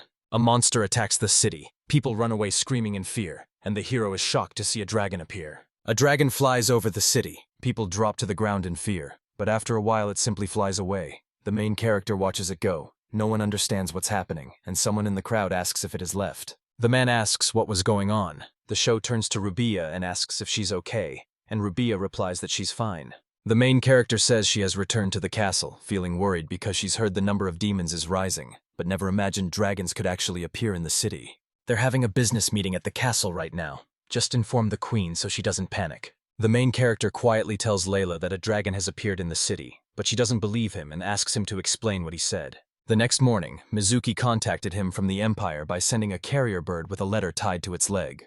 The queen read the letter and said that dragons had attacked the Empire during the night. She was horrified by the letter's message. The Empire was engulfed in flames from a dragon's fire. Sho realized it was the same dragon they saw yesterday, and Layla said it had flown west. The main character asks Her Majesty what it means, and the girl, with horror on her face, explains that he will come back here again. Everyone was very surprised. The queen ordered her assistant to evacuate Mizuki immediately. While she obeys and Shaw thought to themselves that the Empire and the city were about 400 kilometers apart, and asked about the dragon's flying speed. Stella tells him they're flying at about 50 to 60 leagues per hour, and he repeats it's roughly 60 leagues per hour. 1 league is about 1.6 kilometers, so that's roughly 100 kilometers per hour. Considering the time it took for Mizuki's letter, in the worst case, the dragon will reach them in 2 hours. The main character asks Stella and Fei Fei if they've ever fought dragons, thinking they've lived a long time. But Stella, surprised, says no and asks him not to mention her age. Kid, keep in mind they might block attacks with magic.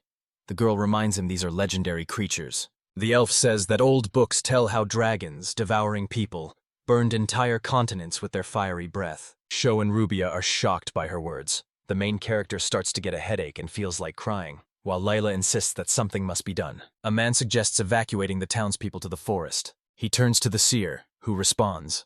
The show orders her to have all the beast people run through the town to warn the residents to flee to the forest in their clothes, and the servant says she understands and rushes off. The main character says he will set up the defensive cannons on the rampart and get them ready for battle.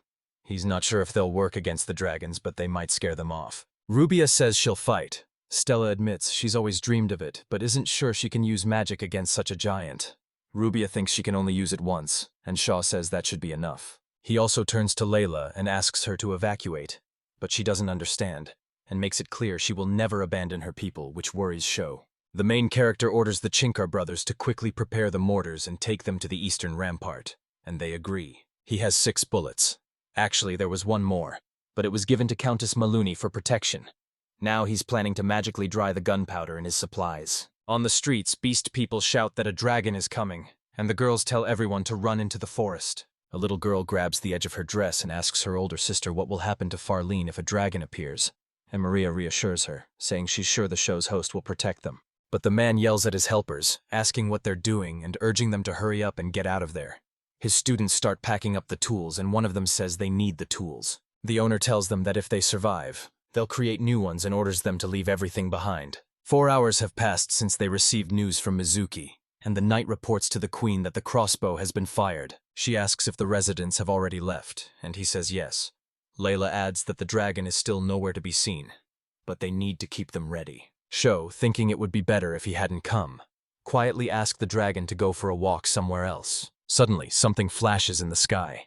The boys call the host to look up, and the main character anxiously says what he sees. Kaka says it's a dragon, and Tika shouts that it's coming. The main character asks Nanami about his size and height, and she says the dragon's wingspan is 54 meters, and its flying altitude is 1,212 meters. The show points out that it's impossible. Nanami says the dragon somehow defies the laws of physics, and the man says he knew that. Layla asks them what they're talking about, and the show cuts back to her explaining that, in theory, flying with a body and wings like that is impossible. He guesses that the dragon uses magic to become lighter, and the girl is surprised that he thinks dragons can use magic. Nanami says the dragon's height has reached 900 meters. Feifei, Stella, Rubia, and Lila are very worried, and Nanami adds that the dragon has now descended to 800 meters. The boy looks up and realizes the dragon is coming closer. A dragon with its jaws wide open is flying towards them. The Chick brothers say nervously. The host speaks to them, encouraging them not to be shy and reminds them about the crossing point, while the dragon is already 200 meters above the ground, and Tika says there's just a little left to go. The shooter shouted sharply for them to fire immediately. The guys covered their ears as the shot rang out. The guy shouts that they hit the target. The dragon was successfully attacked. They need to take shelter from the wind.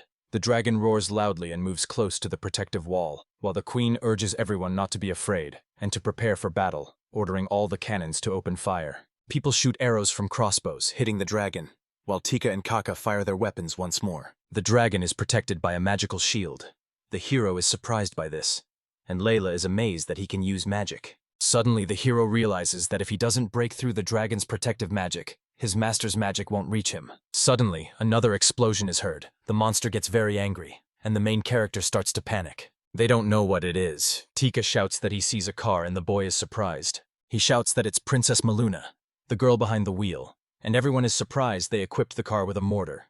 The show called it absurd, and Layla agrees, saying that's exactly what Maluna is all about. The show notices the dragon's protective magic weakening, and guesses that the sudden attack broke its focus, so he yells at Ruby to hurry up. She turns to Stella and asks for protective magic.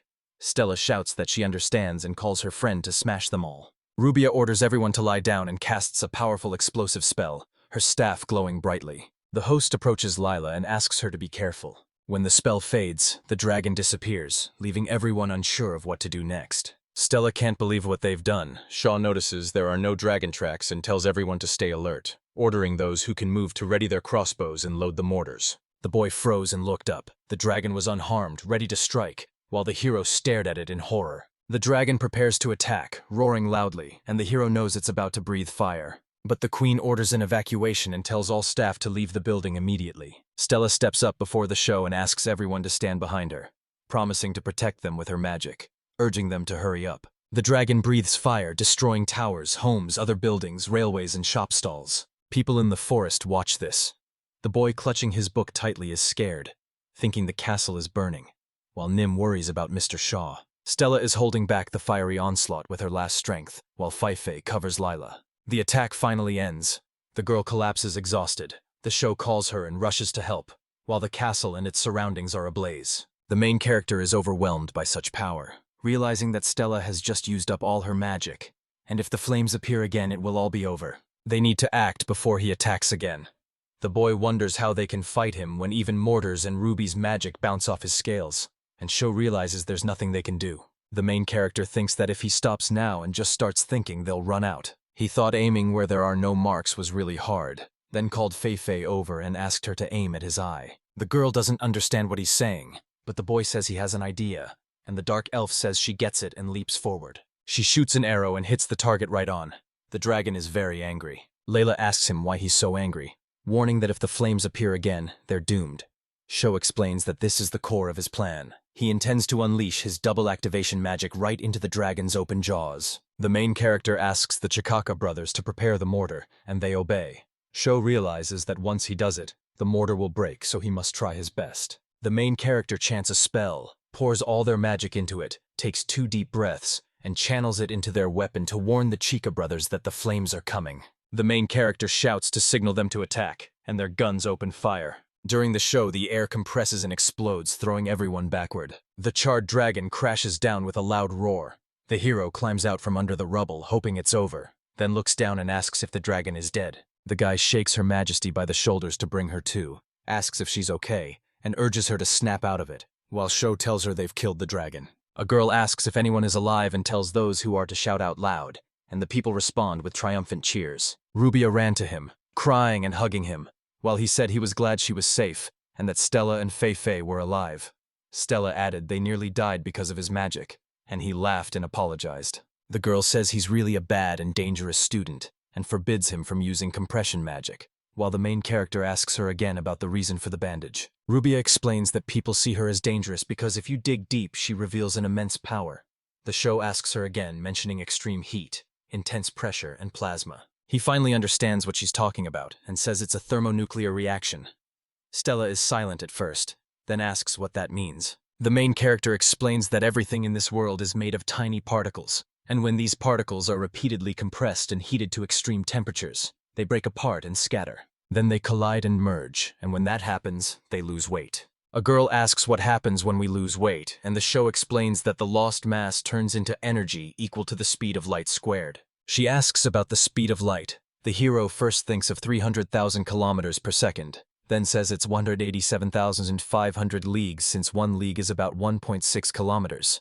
And the girl responds that it's quite a lot. Stella asks him how he can speak so easily about something long forbidden, wonders where he learned it all, and though he's a bit embarrassed, he still decides to tell them everything. He calls them to listen to him and says he has come to them from another world. Fei, Layla, and Stella are completely calm. He doesn't understand their reaction and is a bit surprised, while Stella says she knew it. Layla mentions he said it a bit late, and the show is puzzled by their strange response. The girl said she couldn't believe he came from overseas because she thought she would have known someone like him. And the guy was surprised, saying that actually sounded pretty believable. He looks at Ruby and asks if she believed him, and she says she suspected something like that from the start, leaving the main character shocked. The queen says it doesn't really matter where he came from and adds that the city and castle are in complete chaos. So if Farlene wants to restore them, they'll need his help. Ruby asks Shaw if he will stay with them, but the main character turns to Her Majesty and his lord, hesitating a bit, unsure of what to say or what he would do if he had the chance to return to this world. The show isn't sure if he'd want to come back. He'd post videos just like before, but he didn't know what would come next, and in the end, he answered his own question with no, because in that world he had faceless followers, but here, he had friends. The main character would rather live among the people of Farlane, whom he sees every day, while the show smiles and says it will continue living like a lord in the Farlane castle. All the girls are very happy and smiling. The question arises about what they will do with the dragon. Layla says that, of course, they will dismantle it and turn it into gold. Stella agrees with her, saying dragons are very expensive. When their decayed bodies were found centuries ago, people saved enough money to buy a small country, which is still fresh, and the girl shows her approval with a hand gesture. The girl says that according to books, a large gallbladder has healing properties, but if it has stones, the treatment can be very expensive. The main character asks about meat. Stella doesn't understand what she's talking about. Sho asks if dragon meat is edible, but the girl doesn't give a clear answer. Suddenly, Nami says dragon meat is edible. Sho praises her, calls her a good guy, and starts drooling, thinking they'll be having dragon steak and burgers today. A young man runs eagerly toward the dragon. The hero wonders if he can make broth from the dragon's bones, while Rubia is upset by his behavior. Layla smiles and says that Shaw's curiosity knows no bounds, and that's exactly why they love him. Stella smiles and says she envies him for his flexible thinking and genuine curiosity, calling him a true master. A year later, Farlene is still recovering,